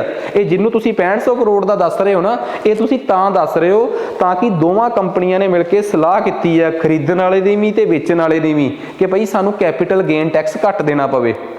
ये जिहड़ा उक्का फुक्का बाजार का रेट आ, जिन्हों मैं इंग्लिश च आम लेंथ प्राइस किया है, ये सही तरीके नाल सरकार नूं तां पता लग सकिया क्योंकि उन्हां कोल एक इनीशिएटिव सीगा। तो मिनिस्ट्री ऑफ कॉरपोरेट अफेयर्स नूं तुसीं इग्नोर कर दिओ, बट तुसीं उन्हां दे इस इनीशिएटिव नूं इग्नोर नहीं कर सकते। तो ये तो आपां नूं समझ आ गई, ठीक है। सानूं हुण तक असीं ministry of finance, ministry of commerce and industries, अगली मिनिस्ट्री पढ़ी सीगी मिनिस्ट्री ऑफ कॉरपोरेट अफेयर्स, ठीक है। हुण साडे कोल अज वास्ते लास्ट, वैसे तो जी एक मिनिस्ट्री होर भी अपने कोल ministry of micro small and medium scale industries, but असीं अज फिलहाल अपनी लास्ट मिनिस्ट्री कंप्लीट करांगे, ठीक है। तो क्योंकि इस तो बिना इस लैक्चर च जिहड़ी अगली चीज़ आ, अगली MSME मिनिस्ट्री आ, उहदे नाल आपां अगले लैक्चर च 25 MCQs आ जिहड़ी पूरी इस ਇਹਦੇ ਨਾਲ ਰਿਲੇਟਡ ਸ਼ੀਟ ਆ ਉਹ ਵੀ ਸੋਲਵ ਕਰਨੀ ਆ। ਪਲੀਜ਼ ਉਹਨੂੰ ਆਪਣਾ ਡਿਸਕ੍ਰਿਪਸ਼ਨ ਬਾਕਸ 'ਚ ਜਿਹੜੇ YouTube ਤੋਂ ਦੇਖ ਰਹੇ ਆ ਤੇ ਜਿਹੜੇ ਟੈਲੀਗ੍ਰਾਮ ਮਾਸਟਰ ਕਲਾਸਿਸ ਪਟਿਆਲਾ ਦੇ ਟੈਲੀਗ੍ਰਾਮ ਚੈਨਲ ਤੇ ਆ, ਉਹ ਟੈਲੀਗ੍ਰਾਮ ਤੋਂ ਡਾਊਨਲੋਡ ਕਰ ਲਓ। ਅਦਰਵਾਈਜ਼ YouTube ਤੇ ਦੇਖਣ ਵਾਲੇ ਜਿਹੜੇ ਐਪ 'ਚ ਵੀਡੀਓ ਦੇਖ ਰਹੇ ਆ, ਐਪ 'ਚ ਇਹਦੀ PDF ਪਈ ਹੋਈ ਆ, ਤੁਸੀਂ ਉੱਥੋਂ ਡਾਊਨਲੋਡ ਕਰੋ। ਕਿਸੇ ਵੀ ਤਰੀਕੇ ਨਾਲ ਤੁਸੀਂ ਇਹ MCQs ਦੀ ਸ਼ੀਟ ਜਿਹੜੀ ਹੈ ਤੁਹਾਡੇ ਤੱਕ ਹੋਣੀ ਚਾਹੀਦੀ ਹੈ, ਠੀਕ ਆ। ਤੇ ਸਾਰੇ MCQs ਪ੍ਰੈਕਟਿਸ ਕਰੋ। ਉਸ ਤੋਂ ਬਾਅਦ ਜਦੋਂ ਅਸੀਂ ਕੱਲ ਡਿਸਕਸ਼ਨ ਕਰਾਂਗੇ ਫਿਰ ਅਸੀਂ ਦੇਖਾਂਗੇ ਕਿ ਤੁਸੀਂ ਕਿਸੇ ਕੁਐਸਚਨ ਨੂੰ ਕਿਵੇਂ ਸਮਝਿਆ ਹੈ ਤੇ ਕੀ ਤੁਸੀਂ ਉਹਦੇ 'ਚ ਗਲਤੀ ਕੀਤੀ ਹੈ। UPSC ਤੇ PPSC ਲੈਵਲ ਦੇ ਇਹੀ ਕੁਐਸਚਨਸ ਨੇ ਜਿਹੜੇ ਤੁਹਾਡੇ ਸਾਹਮਣੇ ਤੁਹਾਨੂੰ ਦਿਸ ਰਹੇ ਆ, ਠੀਕ ਆ। ਤਾਂ ਇਹਨਾਂ ਨੂੰ ਟਰਾਈ ਜ਼ਰੂਰ ਕਰੋ ਇੱਕ ਵਾਰ, ਤਾਂ ਕਿ ਤੁਹਾਨੂੰ ਪਤਾ ਲੱਗੇ ਕਿ ਕੋਈ ਵੀ ਏਜੰਸੀ ਜਾਂ ਕੋਈ ਬੋਰਡ ਜਾਂ ਕੋਈ ਕਮਿਸ਼ਨ ਜਦੋਂ ਪੇਪਰ ਸੈੱਟ ਕਰਦਾ ਹੈ ਤਾਂ ਉਹ ਕੀ ਸੋਚ ਕੇ ਕਰਦਾ ਹੈ, ਠੀਕ ਆ। ਸੋ ਲਾਸਟ 'ਚ ਅਸੀਂ ਆ ਗਏ ministry of statistics and programming implementation, MOSPI। ਬੜੀ ਸਿੰਪਲ ਜੀ ਗੱਲ ਆ, ਮਿਨਿਸਟਰੀ ਆ, ਵੈਸੇ ਹੀ ਜ਼ਿਆਦਾ ਚੱਕਰਾਂ 'ਚ ਪੈਣ ਦੀ ਲੋੜ ਨਹੀਂ। Ministry of statistics, ministry of programming implementation, ਦੋ ਹਿੱਸਿਆਂ 'ਚ ਤੋੜ ਦਿਓ। ਇੱਕ ਡਿਪਾਰਟਮੈਂਟ ਇੱਕ ਹੈਗਾ ਇਹਦਾ ਜਿਹੜਾ ਅੰਕੜਿਆਂ ਨਾਲ ਰਿਲੇਟਡ ਗਣਿਤ ਕਰਦਾ ਹੈ, ਠੀਕ ਆ। ਮਤਲਬ ਕਿ ਅੰਕੜਿਆਂ ਨੂੰ ਜਟਾਉਂਦਾ ਹੈ ਤੇ ਉਸ ਤੋਂ ਬਾਅਦ ਉਹਨਾਂ ਨੂੰ ਸਹੀ ਤਰੀਕੇ ਨਾਲ ਪੜਾਉਂਦਾ ਹੈ। ਤੇ ਦੂਸਰਾ ਡਿਪਾਰਟਮੈਂਟ ਇਹਦਾ ਹੈਗਾ ਹੈ ਜਿਹੜਾ ਸਾਡੇ ਪ੍ਰੋਗਰਾਮਸ ਨੂੰ ਇੰਪਲੀਮੈਂਟ ਕਰਦਾ ਹੈ। ਬਸ ਗੱਲ ਖਤਮ। ਜੇ ਤੁਸੀਂ ਥੋੜਾ ਜਿਹਾ ਇਹਨੂੰ ਸਮਝਣ ਦੀ ਕੋਸ਼ਿਸ਼ ਕਰੋਗੇ, ਆ ਜਾਓ। ਕਹਿੰਦੇ ਜੀ ਇਸ ਮਿਨਿਸਟਰੀ ਦਾ ਮਤਲਬ MOSPI, ministry of statistics and programming implementation. Ministry of statistics and programming implementation, ਇਹਦੇ ਅੰਡਰ ਦੋ ਡਿਪਾਰਟਮੈਂਟ ਨੇ। ਇੱਕ ਡਿਪਾਰਟਮੈਂਟ ਦਾ ਨਾਮ ਆ ਡਿਪਾਰਟਮੈਂਟ ਆਫ ਸਟੈਟਿਸਟਿਕਸ, ਇੱਕ ਡਿਪਾਰਟਮੈਂਟ ਦਾ ਨਾਮ ਆ ਡਿਪਾਰਟਮੈਂਟ ਆਫ ਪ੍ਰੋਗਰਾਮਿੰਗ ਇੰਪਲੀਮੈਂਟੇਸ਼ਨ। ਜਿਹੜਾ department of statistics Modi ji ਨੇ ਆਉਣ ਤੋਂ ਬਾਅਦ ਉਸ ਡਿਪਾਰਟਮੈਂਟ ਦਾ ਨਾਮ ਬਦਲਤਾ ਹੈ। ਉਹ ਡਿਪਾਰਟਮੈਂਟ ਆਫ ਸਟੈਟਿਸਟਿਕਸ ਹੀ ਆ, ਪਰ ਮੋਦੀ ਜੀ ਕਹਿੰਦੇ ਅੱਜ ਤੋਂ ਬਾਅਦ ਇਹਨੂੰ ਕਹਿਣਾ ਹੈ ਨੈਸ਼ਨਲ ਸਟੈਟਿਸਟਿਕਲ ਆਫਿਸ, NSO, ਠੀਕ ਆ ਵੀ, ਕਹਿਣਾ ਤਾਂ ਕਹਿਣਾ ਹੈ, ਠੀਕ ਆ। ਦੂਸਰੇ ਡਿਪਾਰਟਮੈਂਟ ਦਾ ਨਾਮ ਉਹੀ ਆ, ਡਿਪਾਰਟਮੈਂਟ ਆਫ ਪ੍ਰੋਗਰਾਮ ਇੰਪਲੀਮੈਂਟੇਸ਼ਨ। ਲਓ ਜੀ, ਇਹ ਵੀ ਗੱਲ ਕਲੀਅਰ ਹੋ ਗਈ। ਹੁਣ ਇਸ ਡਿਪਾਰਟਮੈਂਟ ਦੇ ਅੰਡਰ ਦੋ ਵਿੰਗ ਨੇ। ਜਿਹੜਾ NSO ਆ, ਜਿਹਨੂੰ ਮੈਂ ਤੁਹਾਡੀ ਤੇ ਮੇਰੀ ਸਿੰਪਲ ਭਾਸ਼ਾ 'ਚ ਕਵਾਂਗੇ ਡਿਪਾਰਟਮੈਂਟ ਆਫ ਸਟੈਟਿਸਟਿਕਸ, ਤਾਂ ਇਸ ਡਿਪਾਰਟਮੈਂਟ ਦਾ ਜਿਹੜਾ ਆਫੀਸ਼ੀਅਲ ਨਾਮ ਆ ਉਹ ਨਾਮ ਆ NSO, ਨੈਸ਼ਨਲ ਸਟੈਟਿਸਟਿਕਲ ਆਫਿਸ। ਇਹਦਾ ਕੰਮ ਕੀ ਆ? ਸਾਡੇ ਦੇਸ਼ ਵਾਸਤੇ ਅੰਕੜੇ ਜਾਨੀ ਕਿ ਸਟੈਟਿਸਟਿਕਸ ਇਕੱਠੇ ਕਰਨਾ ਤੇ ਬਾਅਦ 'ਚ ਉਹਨੂੰ ਪਰੋ ਕੇ ਸਾਨੂੰ ਇੰਡੈਕਸ ਦੇਣਾ ਕਿ ਹਾਂ ਸਾਡੇ ਦੇਸ਼ 'ਚ ਬੇਰੁਜ਼ਗਾਰੀ ਇਸ ਹਿਸਾਬ ਨਾਲ ਚੱਲ ਰਹੀ ਆ, ਮਹਿੰਗਾਈ ਇਹਦੇ ਹਿਸਾਬ ਨਾਲ ਚੱਲ ਰਹੀ ਆ, ਸਾਡੀ GDP ਇੰਨੀ ਸਪੀਡ ਨਾਲ ਚੱਲ ਰਹੀ ਆ, ਇੰਡਸਟਰੀਅਲ ਪ੍ਰੋਡਕਸ਼ਨ ਇੰਨੀ ਵਧੀਆ ਹੋ ਰਹੀ ਆ। ਹੁਣ ਤੁਹਾਨੂੰ ਸਮਝ ਆ ਗਿਆ? ਤੁਸੀਂ ਇਸ ਡਿਪਾਰਟਮੈਂਟ ਨੂੰ ਇਗਨੋਰ ਨਹੀਂ ਕਰ ਸਕਦੇ, NSO ਨੂੰ। NSO ਹੀ ਉਹ ਡਿਪਾਰਟਮੈਂਟ ਆ ਜਿਹੜਾ ਤੁਹਾਡੀ GDP ਦੱਸਦਾ ਹੈ, ਜਿਹੜਾ ਤੁਹਾਡੀ ਇਨਫਲੇਸ਼ਨ ਦੱਸਦਾ ਹੈ, ਜਿਹੜਾ ਤੁਹਾਡੀ ਇੰਡਸਟਰੀਅਲ ਪ੍ਰੋਡਕਸ਼ਨ ਦਾ ਇੰਡੈਕਸ ਵੀ ਦੱਸਦਾ ਹੈ। ਤਾਂ ਤੁਸੀਂ ਕਹੋਗੇ ਫਿਰ ਲਿਖਾਈ ਦਿਓ। ਬਈ ਜਦੋਂ ਮੈਂ ਇਨਫਲੇਸ਼ਨ ਪੜਾਉਂਗਾ ਉਦੋਂ ਮੈਂ ਇਨਫਲੇਸ਼ਨ ਬਾਰੇ ਦੱਸੂਗਾ, ਜਦੋਂ ਆਪਾਂ GDP ਬਾਰੇ ਅੱਗੇ ਜਾ ਕੇ ਥੋੜਾ ਜਿਹਾ ਐਕਸਪਲੇਨ ਕਰਾਂਗੇ ਉਦੋਂ ਆਪਾਂ GDP ਬਾਰੇ ਦੇਖਾਂਗੇ। GDP ਬਾਰੇ ਅਸੀਂ ਆਲਰੇਡੀ ਪੜ੍ਹ ਚੁੱਕੇ ਹਾਂ। GDP ਬਾਰੇ ਜਿਹੜੀ ਗੱਲ ਮੇਰੇ ਇੱਥੇ ਦੱਸਣ ਵਾਲੀ ਆ ਉਹ ਇਹ ਆ ਕਿ GDP the calculation ministry of statistics and programming implementation ਕਰਦੀ ਆ। ਉਹਦੇ ਅੰਡਰ ਜਿਹੜਾ ਡਿਪਾਰਟਮੈਂਟ ਕਰਦਾ ਹੈ ਉਸ ਡਿਪਾਰਟਮੈਂਟ ਦਾ ਨਾਮ ਆ NSO। ਤੇ NSO ਦੇ ਅੰਦਰ ਦੋ ਵਿੰਗ ਨੇ, ਇੱਕ CSO ਆ, ਇੱਕ ਵਿੰਗ ਦਾ ਨਾਮ ਆ NSSO। ਜਿਹੜਾ ਵਿੰਗ CSO ਆ ਉਹਦਾ ਨਾਮ ਆ ਸੈਂਟਰਲ ਸਟੈਟਿਸਟਿਕਲ ਆਫਿਸ। ਉਹ ਸਾਰੇ ਅੰਕੜਿਆਂ ਨੂੰ ਇਕੱਠੇ ਕਰਕੇ ਉਹਨਾਂ ਦੀ ਕੈਲਕੂਲੇਸ਼ਨ ਕਰਕੇ GDP ਬਣਾਉਂਦਾ ਹੈ। ਸਵਾਲ ਫੇਰ ਰਹਿ ਗਿਆ, ਇਕੱਠੇ ਕੀਤੇ ਹੋਏ ਅੰਕੜਿਆਂ ਨੂੰ ਜੋੜ ਕੇ GDP ਬਣਾਉਂਦਾ ਹੈ। ਉਹ ਅੰਕੜੇ ਇਕੱਠੇ ਕੌਣ ਕਰਕੇ ਲੈ ਕੇ ਆਉਂਦਾ ਹੈ? ਸਾਡੇ ਪਿੰਡ ਲੈਵਲ ਤੋਂ, ਤਹਿਸੀਲ ਲੈਵਲ ਤੋਂ, ਜ਼ਿਲ੍ਹੇ ਲੈਵਲ ਤੋਂ ਤੇ ਸਟੇਟ ਲੈਵਲ ਤੋਂ ਅੰਕੜੇ ਇਕੱਠੇ ਕਰਕੇ ਲੈ ਕੇ ਆਉਂਦੇ ਆ ਮੁਲਾਜ਼ਮ NSSO ਦੇ, ਨੈਸ਼ਨਲ ਸੈਂਪਲ ਸਰਵੇ ਆਰਗੇਨਾਈਜੇਸ਼ਨ ਦੇ। NSSO ਦੇ ਜਿਹੜੇ ਮੁਲਾਜ਼ਮ ਨੇ ਉਹ ਤਹਿਸੀਲ ਤੋਂ, ਪਿੰਡਾਂ ਦੇ ਲੈਵਲ ਤੋਂ ਅੰਕੜੇ ਇਕੱਠੇ ਕਰਦੇ ਆ, CSO ਨੂੰ ਦਿੰਦੇ ਆ, ਮਿਲ ਕੇ GDP ਬਣਾ ਲਓ, ਇਨਫਲੇਸ਼ਨ ਬਣਾ ਲਓ, ਸਾਰੇ ਕੰਮ ਇਹਦੇ ਅੰਡਰ ਹੁੰਦੇ ਆ ਜੀ NSO ਦੇ। ਠੀਕ ਆ ਜੀ। ਨੈਸ਼ਨਲ ਸਟੈਟਿਸਟਿਕਲ ਆਫਿਸ ਦੇ ਅੰਡਰ ਦੋ ਵਿੰਗ ਸਮਝ ਆ ਗਏ। ਇੱਕ ਦਾ ਕੰਮ ਆ ਅੰਕੜੇ ਜਟਾਉਣਾ, ਇੱਕ ਦਾ ਹੈ ਉਹਨਾਂ ਅੰਕੜਿਆਂ ਨੂੰ ਅੱਗੇ GDP, ਇਨਫਲੇਸ਼ਨ ਤੇ ਹੋਰ ਕਿਸੇ ਵੀ ਪ੍ਰਕਾਰ ਦੇ ਇੰਡੈਕਸ ਦਾ ਰੂਪ ਦੇਣਾ। ਠੀਕ ਆ ਜੀ। ਲਓ ਜੀ, ਤੁਸੀਂ ਕਹੋ ਕਿ ਆਹ ਵਾਲਾ ਪੋਰਸ਼ਨ ਤਾਂ ਹੁਣ ਕਹਾਣੀ ਕਲੀਅਰ ਆ। ਹੁਣ ਆ ਜਾਓ ਦੂਸਰੇ ਪਾਸੇ ਕਿ ਪ੍ਰੋਗਰਾਮਿੰਗ ਇੰਪਲੀਮੈਂਟੇਸ਼ਨ ਵਾਲਾ ਜਿਹੜਾ ਡਿਪਾਰਟਮੈਂਟ ਆ ਉਹਦੇ ਅੰਡਰ 3 ਪ੍ਰੋਗਰਾਮ ਨੇ। 20 point program, infrastructure monitoring and project monitoring, ਇੱਕ ਤੀਸਰਾ ਹੈ MP ਲੈਡ। ਤਿੰਨੇ ਖਤਮ ਤੇ ਅੱਜ ਦਾ ਲੈਕਚਰ ਖਤਮ। ਠੀਕ ਆ। ਤਿੰਨਾਂ ਤੇ 1-1, 2-2 ਮਿੰਟ ਲੱਗਣੇ ਆ ਸਿਰਫ ਆਪਾਂ ਨੂੰ। ਸਭ ਤੋਂ ਪਹਿਲਾਂ ਆਪਾਂ ਸਟਾਰਟ ਕਰਦੇ ਹਾਂ ਇਹਨਾਂ ਤਿੰਨਾਂ ਚੋਂ ਰੈਂਡਮਲੀ ਚੱਕਦੇ ਹਾਂ MP LAD member of parliament local area development scheme. Preneet Kaur ਹੋਵੇ, ਸੁਖਬੀਰ ਸਿੰਘ ਬਾਦਲ ਹੋਣ ਤੇ ਚਾਹੇ ਤੁਹਾਡੇ ਭਗਵੰਤ ਮਾਨ ਹੋਣ, ਇਹ ਸਾਰੇ ਪੰਜਾਬ ਦੇ ਐਮਪੀ ਨੇ। ਸੁਣਿਆ ਹੋਣਾ ਕਿ ਇਹ ਮੈਂਬਰ ਆਫ ਪਾਰਲੀਮੈਂਟ ਨੇ। ਤੁਹਾਨੂੰ ਇਹ ਵੀ ਪਤਾ ਹੋਣਾ ਪੋਲਿਟੀ ਪੜ੍ਹਨ ਵਾਲਿਆਂ ਨੂੰ ਕਿ ਪਾਰਲੀਮੈਂਟ 'ਚ ਦੋ ਹਾਊਸ ਹੁੰਦੇ ਆ, ਇੱਕ ਲੋਕ ਸਭਾ ਤੇ ਇੱਕ ਰਾਜ ਸਭਾ। ਲੋਕ ਸਭਾ 'ਚ ਜਿੰਨੇ ਵੀ ਐਮਪੀ ਨੇ 543 ਦੇ ਅਰਾਊਂਡ ਆ 543, ਉਹਨਾਂ 'ਚੋਂ 13 ਐਮਪੀ ਪੰਜਾਬ 'ਚੋਂ ਜਾਂਦੇ ਆ ਤੇ ਹਰ ਐਮਪੀ ਦਾ ਆਪਣਾ ਆਪਣਾ ਇੱਕ ਇਲਾਕਾ ਹੁੰਦਾ ਹੈ ਜਿਹਨੂੰ ਲੋਕਲ ਭਾਸ਼ਾ 'ਚ ਹਲਕਾ ਜਾਂ ਇੰਗਲਿਸ਼ 'ਚ ਕੌਂਸਟੀਟੂਐਂਸੀ ਕਹਿ ਦਿੰਦੇ ਆ। ਪੰਜਾਬ ਦੇ 13 ਐਮਪੀ 13 ਆਪੋ ਆਪਣੇ ਹਲਕਿਆਂ ਤੋਂ ਗਏ ਆ, ਠੀਕ ਆ। ਜਿਵੇਂ ਭਗਵੰਤ ਮਾਨ ਜੀ ਸੰਗਰੂਰ ਤੋਂ, ਸੁਖਬੀਰ ਸਿੰਘ ਬਾਦਲ ਜਿਹੜੇ ਆ, ਠੀਕ ਆ, ਉਹ ਸੌਰੀ ਸੁਖਬੀਰ ਸਿੰਘ ਬਾਦਲ ਬਾਰੇ ਮੈਂ ਗਲਤ ਕਹਿ ਤਾ, ਉਹਨਾਂ ਦੀ ਵਾਈਫ ਹਰਸਿਮਰਤ ਕੌਰ ਬਾਦਲ ਬਠਿੰਡੇ ਤੋਂ, ਪ੍ਰਨੀਤ ਕੌਰ ਪਟਿਆਲੇ ਤੋਂ। ਆ 3 ਐਮਪੀਆਂ ਦੀ ਐਗਜ਼ਾਮਪਲ ਲੈਣਾ ਮੈਂ ਤੁਹਾਨੂੰ। ਇਹ 3 ਐਮਪੀ ਪੰਜਾਬ 'ਚ ਲੋਕ ਸਭਾ ਦੇ ਐਮਪੀ ਆ, ਠੀਕ ਆ, ਜਾਨੀ ਕਿ ਲੋਕ ਸਭਾ ਵਾਲੀ ਪਾਰਟੀ, ਲੋਕ ਸਭਾ ਵੱਲੋਂ ਲੋਕ ਸਭਾ ਦੇ ਵਿੱਚ ਐਮਪੀ ਨੇ। 7 ਐਮਪੀ ਪੰਜਾਬ 'ਚ ਰਾਜ ਸਭਾ ਦੇ ਆ, ਜਿਹੜੇ ਹੈ ਮੈਂਬਰ ਆਫ ਪਾਰਲੀਮੈਂਟ ਨੇ ਪਰ ਉਹ ਰਾਜ ਸਭਾ ਦੇ ਆ। ਰਾਜ ਸਭਾ 'ਚ ਤਕਰੀਬਨ 245 ਐਮਪੀ ਹੁੰਦੇ ਆ।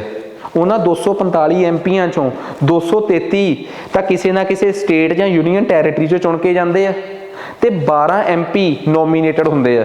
ਪੋਲਿਟੀ ਪੜ੍ਹਨ ਵਾਲੇ ਮੰਨਦੇ ਆ ਕਿ ਨੋਮੀਨੇਟਡ ਐਮਪੀ ਉਹ ਹੁੰਦੇ ਆ ਜਿਨ੍ਹਾਂ ਨੂੰ ਸੈਂਟਰ ਸਰਕਾਰ ਨੋਮੀਨੇਟ ਕਰਵਾ ਲੈਂਦੀ ਆ ਕਿ ਇਹ ਬੰਦਾ ਇਕਨੋਮਿਕਸ ਦਾ ਐਕਸਪਰਟ ਆ, ਇਹਨੂੰ ਐਮਪੀ ਬਣਾ ਦਿਓ।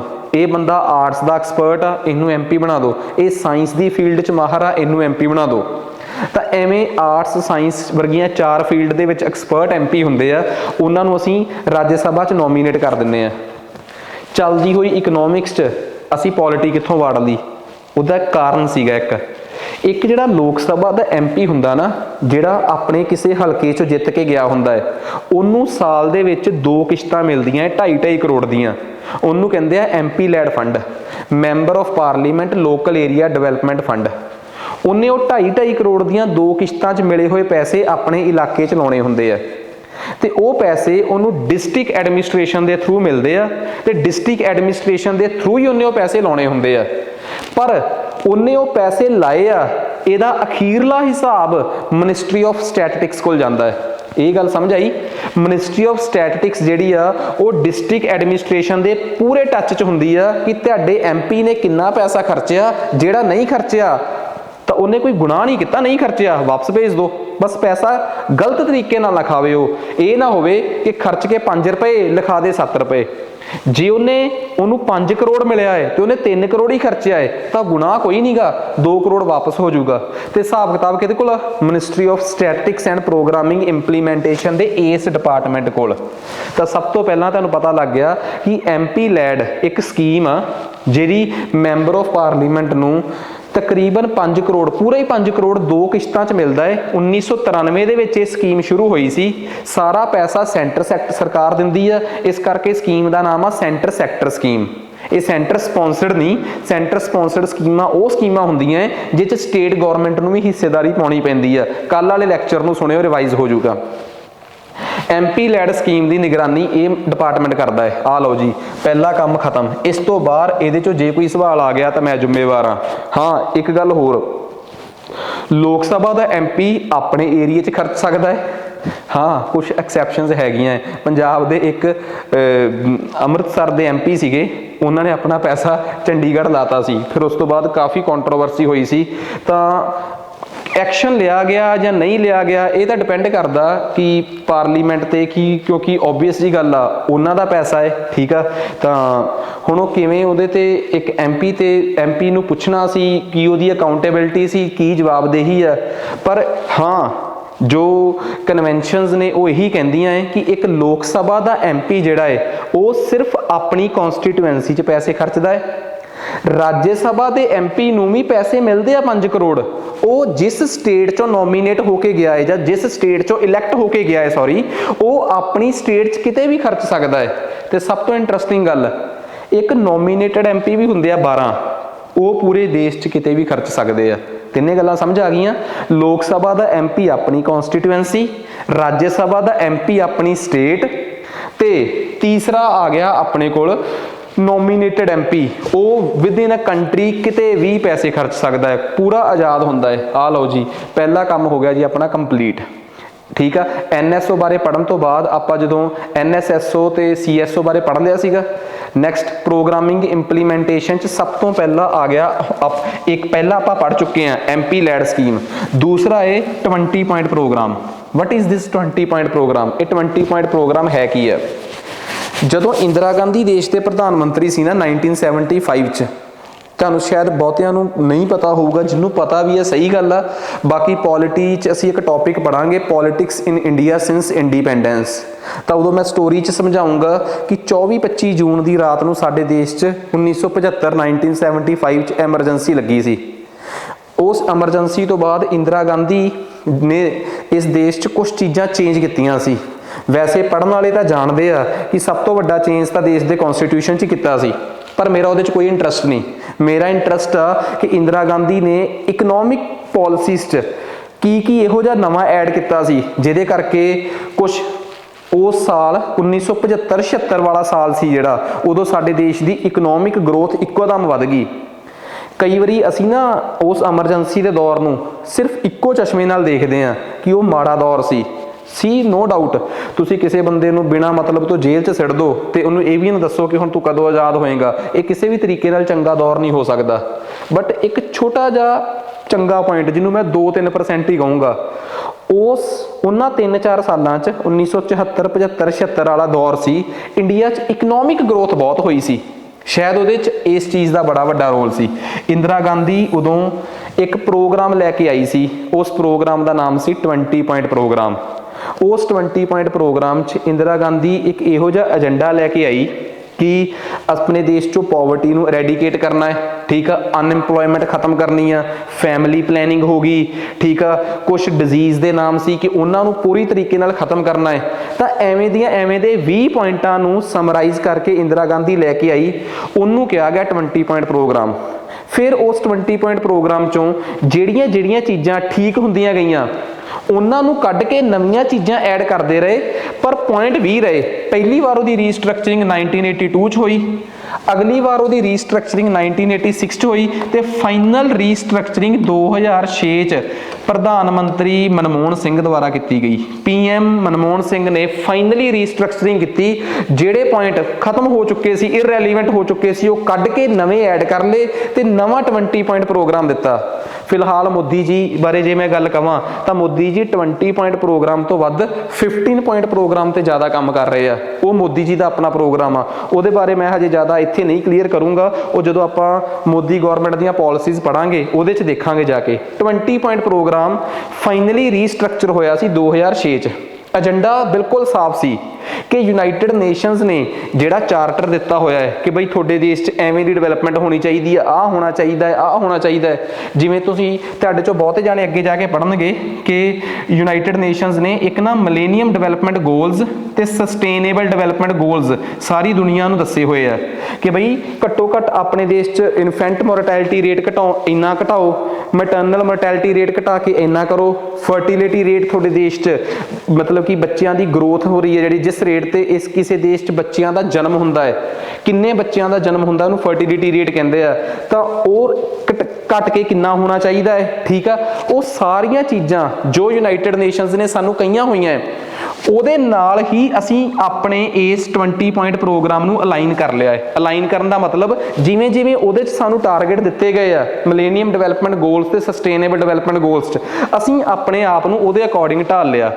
ਮਿਲੇਨੀਅਮ ਡਿਵੈਲਪਮੈਂਟ ਗੋਲਸ 2000 ਤੋਂ ਲੈ ਕੇ 2015 ਤੱਕ ਵਾਸਤੇ ਸੀ, ਜਿਨ੍ਹਾਂ ਦੀ ਗਿਣਤੀ 8 ਸੀ। ਜਦੋਂ ਪੂਰੀ ਦੁਨੀਆ ਨੇ ਉਹਨਾਂ ਨੂੰ ਪੂਰਾ ਕਰ ਲਿਆ ਜਾਂ ਪੂਰਾ ਕਰਨ ਦੀ ਕੋਸ਼ਿਸ਼ ਕਰਦੇ ਹੋਏ 60-70% ਕਵਰ ਕਰਕੇ ਉਹਨਾਂ ਨੂੰ ਸਫਲ ਕਰਤਾ, ਫਿਰ ਯੂਨਾਈਟਿਡ ਨੇਸ਼ਨਸ ਨੇ 2015 ਤੋਂ ਲੈ ਕੇ 20 ਤੱਕ 30 ਵਾਸਤੇ ਅਗਲੇ 15 ਸਾਲਾਂ ਲਈ ਸਾਨੂੰ ਸਸਟੇਨੇਬਲ ਡਿਵੈਲਪਮੈਂਟ ਗੋਲਸ ਦੇਤੇ ਆ। ਹੁਣ ਇਹਨਾਂ ਗੋਲਸ ਦੇ ਵਿੱਚ ਫਰਕ ਕੀ ਆ?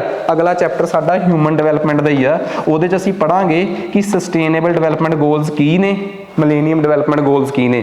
ਪਰ ਇੱਥੇ ਮੈਂ ਇੱਕ ਇਸ਼ਾਰਾ ਕਰੂੰਗਾ ਬਸ ਕਿ ਜਿਵੇਂ ਦੇ ਇੰਟਰਨੈਸ਼ਨਲ ਲੈਵਲ ਤੇ ਉਹ ਗੋਲਸ ਨੇ ਉਹਦੇ ਨਾਲ ਹੀ ਅਸੀਂ ਆਪਣੇ ਇਸ 20 ਪੁਆਇੰਟ ਪ੍ਰੋਗਰਾਮ ਨੂੰ ਅਲਾਈਨ ਕਰ ਲਿਆ। ਤੇ 20 ਪੁਆਇੰਟ ਪ੍ਰੋਗਰਾਮ ਦੀ ਨਿਗਰਾਨੀ ਕਿਸ ਡਿਪਾਰਟਮੈਂਟ ਦੇ ਹਿੱਸੇ ਆਉਂਦੀ ਆ? Department of programming implementation. So ਇਹ ਆਪਣੇ ਕੋਲ ਦੂਸਰਾ ਮੇਨ ਪੁਆਇੰਟ ਸੀਗਾ। ਠੀਕ ਆ, ਹੈ ਕੀ ਨੇ ਪੁਆਇੰਟ, ਤੁਹਾਨੂੰ ਸਭ ਨੂੰ ਦੱਸਣ ਦੀ ਲੋੜ ਹੀ ਨਹੀਂ। Poverty, employment, education, housing, health, agriculture, land reforms, ਆਮ ਸਾਰੀਆਂ ਗੱਲਾਂ। ਪੇਪਰ 'ਚ ਜੋ ਸਵਾਲ ਆਊਗਾ, ਹੁਣ ਜਦੋਂ ਤੁਸੀਂ ਕੁਐਸਚਨ ਨੂੰ ਦੇਖੋਗੇ ਜਿਹੜਾ 20 ਪੁਆਇੰਟ ਪ੍ਰੋਗਰਾਮ 'ਚੋਂ ਮੈਂ ਤਿਆਰ ਕੀਤਾ ਹੈ ਜਾਂ ਕਿਸੇ ਨਾ ਕਿਸੇ ਪੇਪਰ 'ਚ ਪੁਰਾਣਾ ਆਇਆ ਹੋਇਆ ਹੈ, ਮੈਂ ਉੱਥੋਂ ਪਿਕ ਕੀਤਾ ਹੈ, ਤੁਹਾਨੂੰ ਆਪੇ ਸਮਝ ਆ ਜਾਊਗਾ ਕਿ ਉਹ ਜਿਹੜੀ ਗਲਤੀ ਕਢਾਉਣਾ ਚਾਹੁੰਦਾ ਤੁਹਾਡੇ ਕੋਲੋਂ, ਉਹ ਤੁਹਾਨੂੰ ਸਾਫ਼ ਸਮਝ ਆਊਗੀ ਕਿ ਹਾਂ ਆਹ ਕੁਛ ਗਲਤੀ ਸੀਗੀ ਇਹਦੇ 'ਚ। ਨੈਕਸਟ, ਉਸ ਤੋਂ ਬਾਅਦ MP ਲੈਡ, ਇਹਦੇ ਬਾਰੇ ਆਲਰੇਡੀ ਮੈਂ ਤੁਹਾਨੂੰ ਦੱਸ ਚੁੱਕਿਆ। ਤੇ ਤੀਸਰੀ ਚੀਜ਼ ਜਿਹੜੀ ਹੁਣ ਆਪਣੇ ਕੋਲ ਅੱਜ ਦਾ ਲਾਸਟ ਟੌਪਿਕ ਰਹਿ ਗਿਆ, that is infrastructure monitoring and project monitoring. ਇਹ ਕੀ ਹੈ? ਠੀਕ ਆ, ਇਹ ਬਹੁਤ ਇੰਪੋਰਟੈਂਟ ਆ ਸਾਡੇ ਦੇਸ਼ 'ਚ। ਦੇਖੋ, ਵੈਸੇ ਜੇ ਕੋਈ ਮੈਨੂੰ ਇਹ ਕਵੇ ਕਿ ਇੰਡੀਆ 'ਚ ਕਿੰਨੇ ਕੁ ਪ੍ਰੋਜੈਕਟ ਚੱਲ ਰਹੇ ਆ ਸੈਂਟਰ ਸਰਕਾਰ ਦੇ, ਤਾਂ ਮੇਰੇ ਮੂੰਹੋਂ ਇੱਕੋ ਸੈਕਿੰਡ 'ਚ ਨਿਕਲੂਗਾ ਬਹੁਤ ਸਾਰੇ। ਲਓ ਜੀ, ਇਹ ਵੀ ਗੱਲ ਕਲੀਅਰ ਆ, ਬਹੁਤ ਸਾਰੇ ਪ੍ਰੋਜੈਕਟ ਇੰਡੀਆ 'ਚ ਚੱਲ ਰਹੇ ਆ, ਬਹੁਤ ਸਾਰੇ ਪ੍ਰੋਜੈਕਟ ਇੰਡੀਆ 'ਚ ਚੱਲ ਰਹੇ ਆ, ਬਟ ਉਹਨਾਂ 'ਚੋਂ 11 ਇੰਪੋਰਟੈਂਟ ਸੈਕਟਰਸ ਦੇ ਪ੍ਰੋਜੈਕਟ। 11 ਕਿਹੜੇ ਸੈਕਟਰਸ ਦੇ ਪ੍ਰੋਜੈਕਟ? ਕੋਲ, steel, railway, shipping, civil aviation.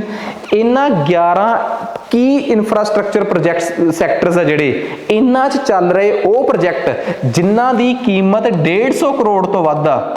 ਧਿਆਨ ਨਾਲ ਸੁਣਿਓ, 11 ਸੈਕਟਰਸ ਵਿੱਚ ਚੱਲ ਰਹੇ ਉਹ ਪ੍ਰੋਜੈਕਟ ਜਿਨ੍ਹਾਂ ਦੀ ਕੀਮਤ 150 ਕਰੋੜ ਤੋਂ ਵੱਧ ਆ, ਉਹਨਾਂ ਨੂੰ ਦੀ ਨਿਗਰਾਨੀ ਵੀ ਆਹੀ ਡਿਪਾਰਟਮੈਂਟ ਕਰਦਾ ਹੈ। ਤੇ ਕਿਸ ਸਕੀਮ ਦੇ ਤਹਿਤ ਕਰਦਾ ਹੈ? ਉਹ ਆਹ ਵਾਲੀ infrastructure monitoring and project monitoring.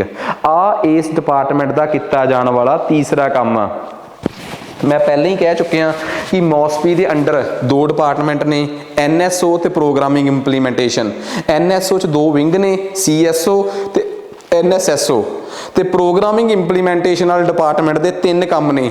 MP lead fund ਜਿਹੜੇ ਆ ਉਹਨਾਂ ਦੀ ਨਿਗਰਾਨੀ, ਜਿੰਨੇ ਵੀ ਇਨਫਰਾਸਟ੍ਰਕਚਰ ਐਂਡ ਪ੍ਰੋਜੈਕਟ ਮੋਨੀਟਰਿੰਗ ਦਾ ਕੰਮ, ਤੇ ਤੀਸਰਾ ਉਹਨਾਂ ਦਾ ਕੰਮ ਆ 20 ਪੁਆਇੰਟ ਪ੍ਰੋਗਰਾਮ ਦੀ ਨਿਗਰਾਨੀ।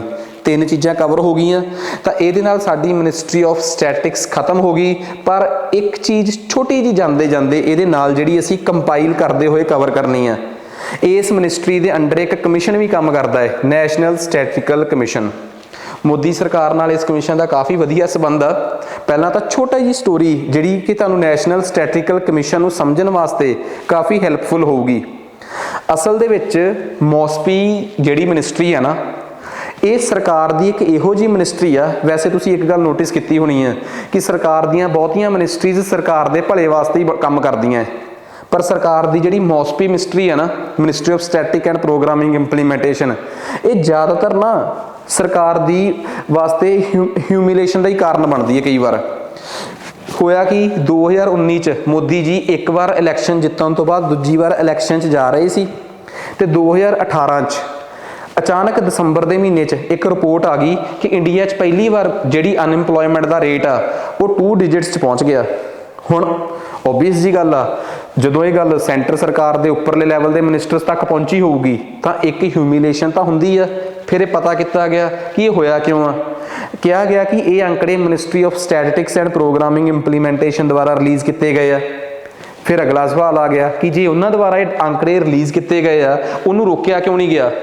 ਤਾਂ ਅੱਗਿਓਂ ਇੱਕ ਸਵਾਲ ਦਾ ਜਵਾਬ ਸੀ, ਅਗਲਾ ਸਿੰਪਲ ਜਿਹਾ ਜਵਾਬ ਸੀਗਾ ਕਿ ਸਰ ਜਿਹੜਾ ਨੈਸ਼ਨਲ ਸਟੈਟਿਕਲ ਕਮਿਸ਼ਨ ਆ ਨਾ, ਉਹ ਆਪਣੇ ਆਪ 'ਚ ਇੰਡੀਪੈਂਡੈਂਟ ਬੋਡੀ ਆ, ਉਹ ਆਪਣੇ ਆਪ 'ਚ ਇੱਕ ਇੰਡੀਪੈਂਡੈਂਟ ਕਮਿਸ਼ਨ ਆ। ਇਹ ਅੰਕੜੇ ਉਹਨਾਂ ਨੇ ਰਿਲੀਜ਼ ਕੀਤੇ ਆ। ਇਹ ਅੰਕੜੇ ਉਹਨਾਂ ਨੇ ਇਸ ਕਰਕੇ ਰਿਲੀਜ਼ ਕੀਤੇ ਆ ਕਿ ਇਹਦਾ ਜਿਹੜਾ ਚੇਅਰਮੈਨ ਹੁੰਦਾ ਹੈ ਉਹ ਆਪਣੇ ਆਪ 'ਚ ਇੱਕ ਇੰਡੀਪੈਂਡੈਂਟ ਸ਼ਖਸ ਹੁੰਦਾ ਹੈ, ਉਹ ਸਰਕਾਰ ਦੇ ਕੰਟਰੋਲ 'ਚੋਂ ਬਾਹਰ ਆ। ਉਸ ਸਾਲ ਮੋਦੀ ਜੀ 2019 'ਚ ਜਿੱਤ ਕੇ ਦੁਬਾਰਾ ਫੇਰ ਆਏ, ਤੇ ਜਦੋਂ ਦੁਬਾਰਾ ਜਿੱਤ ਕੇ ਆਏ ਮਾਰਚ, ਅਪ੍ਰੈਲ, ਮਈ 2019 'ਚ, ਤਾਂ ਜੂਨ 'ਚ ਆ ਕੇ ਫਿਰ ਇੱਕ ਸਭ ਤੋਂ ਵੱਡਾ ਚੇਂਜ ਕੀਤਾ ਗਿਆ। ਨੈਸ਼ਨਲ ਸਟੈਟਿਕਲ ਕਮਿਸ਼ਨ ਜਿਹੜਾ ਸੀਗਾ, ਉਹਦੇ 'ਚ ਸਭ ਤੋਂ ਵੱਡਾ ਚੇਂਜ ਇਹ ਸੀਗਾ ਕਿ ਉਹਦਾ ਚੇਅਰਮੈਨ ਜਿਹੜਾ ਹੋਊਗਾ ਨਾ, ਉਹ ਕੋਈ ਇੰਡੀਪੈਂਡੈਂਟ ਸ਼ਖਸ ਨਹੀਂ ਹੋਊਗਾ, ਉਹ IAS ਲੈਵਲ ਦਾ ਸੈਕਟਰੀ ਹੋਊਗਾ, ਜਿਹੜਾ ਕਿ ਮਿਨਿਸਟਰੀ ਆਫ ਸਟੈਟਿਕਸ ਦਾ ਜਿਹੜਾ ਡਿਪਾਰਟਮੈਂਟ ਆਫ ਸਟੈਟਿਕਸ NSO, ਜਿਹੜਾ ਉਸ ਡਿਪਾਰਟਮੈਂਟ ਦਾ ਸੈਕਟਰੀ ਹੋਊਗਾ, ਉਹੀ ਇਸ ਕਮਿਸ਼ਨ ਦਾ ਚੇਅਰਮੈਨ ਹੋਊਗਾ। ਇਟ ਮੀਨਸ ਹੁਣ ਜਿਹੜਾ ਇਸ ਕਮਿਸ਼ਨ ਨੂੰ ਚਲਾਉਣ ਵਾਲਾ ਸਭ ਤੋਂ ਤਗੜਾ ਅਫਸਰ ਆ, ਉਹ ਕੋਈ ਇੰਡੀਪੈਂਡੈਂਟ ਕੋਈ ਰਿਟਾਇਰਡ ਪ੍ਰਿੰਸੀਪਲ ਜਾਂ ਕੋਈ ਰਿਟਾਇਰਡ ਸ਼ਖਸ ਨਹੀਂ ਹੋਊਗਾ, ਉਹ ਇੱਕ ਇਹੋ ਜਿਹਾ ਸ਼ਖਸ ਹੋਊਗਾ ਜਿਹੜਾ ਇਸ ਟਾਈਮ ਮੌਕੇ ਤੇ ਸਰਕਾਰ ਦੀ ਨੌਕਰੀ ਕਰ ਰਿਹਾ ਹੋਊਗਾ। ਤਾਂ ਇੱਕ ਕਮਿਸ਼ਨ ਜਿਹਨੂੰ ਕਿ 2005 ਚ ਇਸ ਦੇਸ਼ ਦੇ ਬੜੇ ਮਸ਼ਹੂਰ ਇਕਨੋਮਿਸਟ ਡਾਕਟਰ ਰੰਗਰਾਜਨ ਦੁਆਰਾ ਰਿਕਮੈਂਡ ਕੀਤਾ ਗਿਆ ਸੀਗਾ ਕਿ ਮਿਨਿਸਟਰੀ ਆਫ ਸਟੈਟਿਕਸ ਦੀ ਨਿਗਰਾਨੀ ਵਾਸਤੇ ਇੱਕ ਕਮਿਸ਼ਨ ਬਣਾਇਆ ਜਾਵੇ ਜਿਹੜਾ ਕਿ ਉਹਦੀ ਨਿਗਰਾਨੀ ਰੱਖੇ। ਉਸ ਚੀਜ਼ ਨੂੰ ਕਿਤੇ ਨਾ ਕਿਤੇ 2019 ਚ ਕਮਜ਼ੋਰ ਕੀਤਾ ਗਿਆ। ਅਸੀਂ 2000 ਤੋਂ ਬਾਅਦ ਚਾਹੇ ਉਹ ਕਾਂਗਰਸ ਦੀ ਸਰਕਾਰ ਹੋਵੇ ਚਾਹੇ ਉਹ ਬੀਜੇਪੀ ਦੀ ਸਰਕਾਰ ਹੋਵੇ, ਅਸੀਂ ਆਪਣੇ ਇੰਸਟੀਟਿਊਸ਼ਨਸ ਨੂੰ ਥੋੜਾ ਵੀਕ ਹੁੰਦੇ ਦੇਖਦੇ ਗਏ ਆ। ਠੀਕ ਆ, ਇਹ ਨਹੀਂਗਾ ਕਿ ਕਿਸੇ ਇੱਕ ਪਾਰਟਿਕੂਲਰ ਸਰਕਾਰ ਨੇ ਇਹ ਇੰਸਟੀਟਿਊਸ਼ਨਸ ਕਮਜ਼ੋਰ ਕੀਤੇ ਆ। ਠੀਕ ਆ, ਇੰਸਟੀਟਿਊਸ਼ਨਸ ਲਗਾਤਾਰ 21st ਸੈਂਚਰੀ ਚ ਕਮਜ਼ੋਰ ਹੁੰਦੇ ਗਏ ਆ। ਠੀਕ ਆ, ਜੇ ਅਸੀਂ ਆਪਣੀ 20th ਸੈਂਚਰੀ ਦੀ ਪੋਲਿਟੀ ਨੂੰ ਵੀ ਇਗਨੋਰ ਕਰ ਦਈਏ ਤਾਂ ਇੰਸਟੀਟਿਊਸ਼ਨਸ ਦੇ ਕਮਜ਼ੋਰ ਹੋਣ ਚ ਇਹ ਵੀ ਇੱਕ ਗੱਲ ਸੀ ਕਿ 2019 ਚ ਇਸ ਕਮਿਸ਼ਨ ਦੇ ਚੇਅਰਮੈਨ ਨੂੰ ਕਿਸੇ IAS ਲੈਵਲ ਦੇ ਸੈਕਟਰੀ ਨੂੰ ਇਹਦਾ ਕਮਿਸ਼ਨ ਦਾ ਚੇਅਰਮੈਨ ਲਾ ਦੇਣਾ, ਕਿਸੇ ਇੰਡੀਪੈਂਡੈਂਟ ਬੋਡੀ ਦੇ ਚੇਅਰਮੈਨ ਨੂੰ ਸਾਈਡ ਤੇ ਕਰਕੇ, ਇਹ ਆਪਣੇ ਆਪ 'ਚ ਇਸੇ ਡਾਇਰੈਕਸ਼ਨ 'ਚ ਹੀ ਵੱਧਦਾ ਹੋਇਆ ਇੱਕ ਕਦਮ ਸੀਗਾ। ਫਿਲਹਾਲ ਨੈਸ਼ਨਲ ਸਟੈਟਿਸਟਿਕਲ ਕਮਿਸ਼ਨ 2005 ਚ ਰੰਗਰਾਜਨ ਕਮੇਟੀ ਦੇ ਕਹਿਣ ਤੇ ਬਣਿਆ ਸੀਗਾ। 2001 ਚ ਉਸ ਕਮੇਟੀ ਨੇ ਰਿਪੋਰਟ ਦਿੱਤੀ ਸੀ, 2005 ਚ ਕਮਿਸ਼ਨ ਬਣਦਾ ਹੈ। ਤਾਂ ਇੰਡੀਆ ਦੇ ਵਿੱਚ ਸਪੈਸ਼ਲੀ ਇਸ ਕਮਿਸ਼ਨ ਦਾ ਕੰਮ ਕੀ ਆ ਉਹ ਤੁਹਾਨੂੰ ਮੈਂ ਦੱਸ ਹੀ ਦਿੱਤਾ। ਜਿਹੜਾ ਇਸ ਕਮਿਸ਼ਨ ਦਾ ਚੇਅਰਮੈਨ ਹੋਊਗਾ, ਠੀਕ ਆ, ਉਹ ਚੀਫ ਸਟੈਟਿਸਟੀਸ਼ੀਅਨ ਆਫ ਇੰਡੀਆ ਹੋਊਗਾ। ਠੀਕ ਆ, ਉਹ ਸ਼ਖਸ NSO ਵਿੱਚ ਸੈਕਟਰੀ ਹੋਊਗਾ IAS ਲੈਵਲ ਦਾ, ਜਿਹੜਾ ਸਭ ਤੋਂ ਟੌਪ ਲੈਵਲ ਦਾ ਸੈਕਟਰੀ ਹੋਊਗਾ IAS। ਠੀਕ ਆ, ਡਿਪਾਰਟਮੈਂਟ ਆਫ ਸਟੈਟਿਕਸ ਜਿਹਨੂੰ ਅਸੀਂ ਅੱਜ ਦੇ ਜ਼ਮਾਨੇ 'ਚ NSO ਕਹਿੰਦੇ ਆ। ਠੀਕ ਆ, ਉਹੀ ਇਹਦੀ ਚੇਅਰਮੈਨ ਹੋਊਗਾ। ਸੋ ਇਸ ਕਰਕੇ ਆਪਾਂ ਕਹਿ ਸਕਦੇ ਹਾਂ ਕਿ ਥੋੜਾ ਬਹੁਤਾ ਇਸ ਚੀਜ਼ ਨੂੰ, ਇਹਦੀ ਫੰਕਸ਼ਨਿੰਗ ਜਿਹੜੀ ਆ ਉਹ ਇੰਡੀਪੈਂਡੈਂਸ ਜਿਹੜੀ ਆ ਉਹ ਕਿਤੇ ਨਾ ਕਿਤੇ ਜਾ ਕੇ ਬ੍ਰੀਚ ਹੋਈ ਆ। ਅਦਰਵਾਈਜ਼ ਇਹ ਕਮਿਸ਼ਨ ਜਿਹੜਾ ਸੀਗਾ ਉਹ ਇਸ ਪਰਪਸ ਲਈ ਬਣਾਇਆ ਗਿਆ ਸੀਗਾ ਕਿ ਮਿਨਿਸਟਰੀ ਆਫ ਸਟੈਟਿਕਸ ਜਿਹੜੀ ਆ ਉਹਦੇ ਤੇ ਕਾਂਗਰਸ ਤੇ ਬੀਜੇਪੀ ਦੋਵਾਂ ਵੇਲੇ ਇੱਕੋ ਆਰੋਪ ਲੱਗਦੇ ਰਹੇ ਆ ਕਿ GDP ਦੇ ਅੰਕੜਿਆਂ ਨੂੰ ਇਹ ਸਰਕਾਰਾਂ ਮੈਨੂਪੂਲੇਟ ਕਰਦੀਆਂ ਹੈ। ਇਕਨੋਮਿਕ ਸਰਵੇ 'ਚ ਇਹ ਇਹਨਾਂ ਅੰਕੜਿਆਂ ਨੂੰ ਐਵੇਂ ਦਿਖਾਉਂਦੀਆਂ ਹੈ ਕਿ ਸਾਡੇ ਵੇਲੇ ਤਰੱਕੀ ਵੱਧ ਹੋਈ ਆ ਤੇ ਪਿਛਲੀਆਂ ਸਰਕਾਰਾਂ ਵੇਲੇ ਤਰੱਕੀ ਘੱਟ ਹੋਈ ਆ। ਇਸ ਤਰੀਕੇ ਦਾ ਕੁਝ ਨਾ ਹੋ ਸਕੇ, ਇੱਕ ਇੰਡੀਪੈਂਡੈਂਟ ਕਮਿਸ਼ਨ ਪੈਰਲਲ ਇਹਦੇ ਤੇ ਨਿਗਰਾਨੀ ਰੱਖਦਾ ਸੀਗਾ। ਬਟ ਫਿਲਹਾਲ ਹੁਣ ਤੁਹਾਨੂੰ ਮੈਂ ਦੱਸ ਹੀ ਦਿੱਤਾ ਕਿ ਇਸ ਕਮਿਸ਼ਨ ਦਾ ਫਿਲਹਾਲ ਕੀ ਸਟੇਟਸ ਆ। ਇਸ ਮਿਨਿਸਟਰੀ ਦੇ ਅੰਡਰ ਇੱਕ ਛੋਟੀ ਜੀ ਚੀਜ਼ ਜਿਹੜੀ ਕਿ ਵੈਸੇ ਦੱਸਣੀ ਜ਼ਰੂਰੀ ਨਹੀਂ ਸੀ, ਬਟ ਵੈਸੇ ਹੀ ਲਾਸਟ 'ਚ ਇਸ ਮਿਨਿਸਟਰੀ ਦੇ ਅੰਡਰ ਇੱਕ ਇੰਸਟੀਟਿਊਟ ਕੰਮ ਕਰਦਾ ਹੈ, ਇੰਡੀਅਨ ਸਟੈਟਿਸਟਿਕਲ ਇੰਸਟੀਟਿਊਟ ISI। ਠੀਕ ਆ, ਇੰਡੀਆ ਜਿਵੇਂ ਅਸੀਂ ਕਹਿ ਦਿੰਦੇ ਆ ਨਾ, ਜਦੋਂ ਅਸੀਂ ਏਮ ਉਹਦੀ ਗੱਲ ਕਰਦੇ ਆ ਮੈਡੀਕਲ ਫੀਲਡ ਦੀ, ਅਸੀਂ ਕਹਿ ਦਿੰਦੇ ਆ ਏਮਸ ਸਭ ਤੋਂ ਟੌਪ ਲੈਵਲ ਦਾ ਇੰਸਟੀਟਿਊਟ ਆ। ਜਦੋਂ ਅਸੀਂ ਮੈਨੇਜਮੈਂਟ ਦੀ ਗੱਲ ਕਰਦੇ ਆ ਤੇ ਸਾਨੂੰ IIMs ਯਾਦ ਆ ਜਾਂਦੇ ਆ। ਜਦੋਂ ਟੈਕਨੋਲੋਜੀ ਦੀ ਗੱਲ ਕਰਦੇ ਆ ਤੇ IITs ਯਾਦ ਆ ਜਾਂਦੇ ਆ। ਜਦੋਂ ਸਾਇੰਸ ਤੇ ਰਿਸਰਚ ਦੀ ਗੱਲ ਕਰਦੇ ਆ ਤੇ ਸਾਨੂੰ ISER ਯਾਦ ਆ ਜਾਂਦੇ ਆ, ਸਾਨੂੰ NILITs ਯਾਦ ਆ ਜਾਂਦੀਆਂ। ਜਦੋਂ ਅਸੀਂ ਆਪਣੇ ਦੇਸ਼ 'ਚ ਲਾਅ ਦੀ ਜੁਡੀਸ਼ਰੀ ਦੀ ਗੱਲ ਕਰਦੇ ਆ, ਸੇਮ ਜਦੋਂ ਅਸੀਂ ਆਪਣੇ ਦੇਸ਼ 'ਚ ਸਟੈਟਿਕਸ ਦੀ ਗੱਲ ਕਰਦੇ ਆ ਤੇ ਸਾਨੂੰ ISI ਯਾਦ ਆ ਜਾਂਦੇ, ਇੰਡੀਅਨ ਸਟੈਟਿਸਟਿਕਲ ਇੰਸਟੀਟਿਊਟ। ਸਭ ਤੋਂ ਪਹਿਲਾਂ ਕਲਕੱਤੇ 'ਚ ਬਣਿਆ ਸੀਗਾ। ਬਣਾਉਣ ਵਾਲੇ ਸੀਗੇ PC ਮਹਲਾਨੋਬਿਸ, ਸਾਡੇ ਦੇਸ਼ ਦੇ ਜਿਹੜੇ ਜਿਨ੍ਹਾਂ ਨੂੰ ਅਸੀਂ ਰਿਸਪੈਕਟ ਨਾਲ ਫਾਦਰ ਆਫ ਇੰਡੀਅਨ ਸਟੈਟਿਸਟਿਕਸ ਕਹਿੰਦੇ ਆ। ਤਾਂ ਉਹਨਾਂ ਨੇ ਇਹ ਇੰਸਟੀਟਿਊਟ ਜਿਹੜਾ ਸੀਗਾ 1931 ਚ ਬਣਾਇਆ ਸੀਗਾ। ਤੇ ਭਾਰਤ ਸਰਕਾਰ ਆਪਣੇ ਟੌਪ ਲੈਵਲ ਦੇ ਇੰਸਟੀਟਿਊਟਸ ਨੂੰ ਇੰਸਟੀਟਿਊਟ ਆਫ ਨੈਸ਼ਨਲ ਇੰਪੋਰਟੈਂਸ ਦਾ ਦਰਜਾ ਦਿੰਦੀ ਹੈ ਪਾਰਲੀਮੈਂਟ ਦੇ ਐਕਟ ਦੇ ਨਾਲ। ਤਾਂ ਉਸੇ ਲੜੀ ਦੇ ਤਹਿਤ ਇੰਡੀਅਨ ਸਟੈਟਿਸਟਿਕਲ ਇੰਸਟੀਟਿਊਟ ਵੀ ਸਾਡੇ ਦੇਸ਼ 'ਚ ਇੰਸਟੀਟਿਊਟ ਆਫ ਨੈਸ਼ਨਲ ਇੰਪੋਰਟੈਂਸ ਆ। ਠੀਕ ਆ, ਇਸ ਪੈਰੇ ਇਹਦੇ 'ਚ ਕੱਢਣ ਪਾਉਣ ਦੀ ਕੁਛ ਨਹੀਂ ਹੈਗਾ। ਕਈ ਵਾਰੀ ਅੱਜ ਕੱਲ੍ਹ PPSC ਜਿਵੇਂ ਆਪਾਂ ਪਿੱਛੇ ਜੇ PPSC ਦੇ ਮੈਂ 1-2 ਪੇਪਰ ਅਬਜ਼ਰਵ ਕੀਤੇ ਆ। PPSC ਹੁਣ ਇਸ ਪਾਸੇ ਨੂੰ ਵੀ ਆ ਗਈ ਆ ਕਿ ਇੱਕ 3 ਜਾਂ 4 ਪੁਆਇੰਟਾਂ ਦਾ ਸਵਾਲ ਪਾ ਰਹੇ ਆ ਉਹ, ਕਿ ਜਿਵੇਂ ਪਿੱਛੇ ਜੇ ਇੱਕ ਸਵਾਲ ਪਾਇਆ ਸੀ G20 ਬਾਰੇ ਕਿ G20 ਚ ਸ਼ੈਰਪਾ ਦਾ ਰੋਲ ਇਹ ਹੁੰਦਾ ਹੈ, ਆਪਸ਼ਨ 1। ਆਪਸ਼ਨ 2 ਕਿ G20 ਜਿਹੜੀ ਆ ਉਹਦੀ ਪਾਲਿਸੀਜ਼ ਇਸ ਤਰੀਕੇ ਦੀਆਂ ਨੇ, ਜਾਂ ਉਹਨਾਂ ਨੇ ਆਪਣਾ G20 ਦੀ ਮੀਟਿੰਗ ਦੇ ਵਿੱਚ ਕਾਰਪੋਰੇਟ ਟੈਕਸ ਨੂੰ ਲੈ ਕੇ ਆ ਕਿਹਾ ਗਿਆ। ਤੇ ਤੀਸਰਾ ਆਪਸ਼ਨ ਸੀਗਾ ਕਿ G20 ਦੀ ਇਸ ਵਾਰ ਦੀ ਮੀਟਿੰਗ ਹੈਦਰਾਬਾਦ ਹੋਈ ਹੈ। ਹੁਣ ਇੱਕ ਗੱਲ ਦੇਖੋ, G20 ਬਾਰੇ ਕਨਸੈਪਚੁਅਲ ਸਵਾਲ ਦੇ ਨਾਲ ਇੱਕ ਆਪਸ਼ਨ ਫੈਕਚੁਅਲ ਕਰਤੀ ਨਾ, ਤੇ ਜੇ ਤੁਹਾਨੂੰ ਫੈਕਚੁਅਲ ਆਪਸ਼ਨ ਨਹੀਂ ਸੀ ਆਉਂਦੀ ਤੇ ਤੁਹਾਡਾ ਸਵਾਲ ਗਲਤ ਸੀਗਾ। ਇਟ ਮੀਨਸ ਅੱਜ ਦੇ ਟਾਈਮ 'ਚ ਜੇ ਤੁਸੀਂ PPSC ਜਾਂ UPSC ਨੂੰ ਹਿੱਟ ਕਰਨਾ ਹੈ ਤਾਂ 70% ਕਨਸੈਪਚੁਅਲ ਹੋਣ ਦੇ ਨਾਲ 20-30% ਤੁਹਾਨੂੰ ਫੈਕਚੁਅਲ ਇਨਫੋਰਮੇਸ਼ਨਸ ਵੀ ਯਾਦ ਕਰਨੀਆਂ ਪੈਣਗੀਆਂ। ਇੰਡੀਅਨ ਸਟੈਟਿਕਲ ਇੰਸਟੀਟਿਊਟ ਬਾਰੇ ਕੁਝ ਫੈਕਟਸ ਨੇ ਕਿ ਇਹ ਇੰਸਟੀਟਿਊਟ ਆਫ ਨੈਸ਼ਨਲ ਇੰਪੋਰਟੈਂਸ ਆ, ਹੈੱਡਕੁਆਟਰ ਕਲਕੱਤੇ ਆ, ਬਣਾਇਆ ਸੀ PC ਮਹੌਲਾਨੋਬਿਸ ਨੇ, ਜਿਨ੍ਹਾਂ ਨੂੰ ਅਸੀਂ ਫਾਦਰ ਆਫ ਸਟੈਟਿਕਸ ਕਹਿੰਦੇ ਆ। ਤੇ 29 ਜੂਨ ਨੂੰ ਇਹਨਾਂ ਦਾ ਬਰਥਡੇ ਹੁੰਦਾ ਹੈ ਤੇ ਜਿਸ ਦਿਨ ਇਹਨਾਂ ਦਾ ਬਰਥਡੇ ਹੁੰਦਾ ਹੈ ਉਸ ਦਿਨ ਅਸੀਂ ਨੈਸ਼ਨਲ ਸਟੈਟਿਕਲ ਡੇ ਮਨਾਉਂਦੇ ਆ। ਤਾਂ ਇਸ ਇੰਸਟੀਟਿਊਟ ਬਾਰੇ ਇਸ ਤੋਂ ਵੱਧ ਕੇ ਕੁਝ ਦੱਸਣ ਵਾਸਤੇ ਹੈ ਨਹੀਂ ਮੇਰੇ ਕੋਲ। ਇਹ ਇੰਸਟੀਟਿਊਟ ਮਿਨਿਸਟਰੀ ਆਫ ਸਟੈਟਿਕਸ ਦੇ ਅੰਡਰ ਕੰਮ ਕਰਦਾ ਹੈ, ਠੀਕ ਹੈ। ਹੁਣ ਇੱਥੋਂ ਤੱਕ ਜੇ ਮੈਂ ਕੰਪਾਈਲ ਕਰਾਂ ਲਾਸਟ ਵਾਲੇ 1 ਮਿੰਟ 'ਚ ਤਾਂ ਮੈਂ ਤੁਹਾਨੂੰ ਇਹ ਦੱਸ ਚੁੱਕਿਆ ਕਿ ਮੈਂ ਤੁਹਾਨੂੰ ministry of finance, ministry of commerce, ministry of corporate affairs ਤੇ ਅਗਲੀ ਆ ministry of statics and programming implementation ਕਰਾ ਚੁੱਕੇ ਹਾਂ। ਅਗਲਾ ਲੈਕਚਰ ਜਿਹੜਾ ਹੋਊਗਾ ਆਪਣਾ, ਠੀਕ ਆ, ਉਹ ਹੋਊਗਾ MSMEs, ਚੈੱਕ ਕਰ ਸਕਦੇ ਆ। ਇਸ ਤੋਂ ਅਗਲਾ ਲੈਕਚਰ, ਅਗਲਾ ਪਾਰਟ ਹੋਊਗਾ ਸਾਡਾ MSMEs ਤੇ ਇਸ ਤੋਂ ਬਾਅਦ ਨਾਲ ਹੀ ਜਦੋਂ MSMEs ਖਤਮ ਹੋ ਜਾਣਗੀਆਂ ਇਹਦੇ ਨਾਲ ਹੀ ਅਸੀਂ 25 MCQs ਦੀ ਜਿਹੜੀ ਸ਼ੀਟ ਆ ਸੋਲਵ ਕਰਨੀ ਆ। ਮੇਰੀ ਸਲਾਹ ਹੈ ਕਿ ਅੱਜ ਹੀ YouTube ਦੇ ਡਿਸਕ੍ਰਿਪਸ਼ਨ ਬਾਕਸ 'ਚ ਜਾ ਕੇ ਸ਼ੀਟ ਡਾਊਨਲੋਡ ਕਰੋ ਤੇ ਸਾਰੇ ਸਵਾਲ ਜਿਹੜੇ ਆ ਪ੍ਰੋਪਰਲੀ ਸੋਲਵ ਹੋਣੇ ਚਾਹੀਦੇ ਆ, ਠੀਕ ਹੈ। ਉਮੀਦ ਕਰਦਾ ਕਿ ਅੱਜ ਦਾ ਲੈਕਚਰ ਵਧੀਆ ਲੱਗਿਆ ਹੋਊਗਾ। ਅੱਜ ਵਾਸਤੇ ਇੰਨਾ ਹੀ ਬਹੁਤ ਹੈ ਜੀ, ਧੰਨਵਾਦ।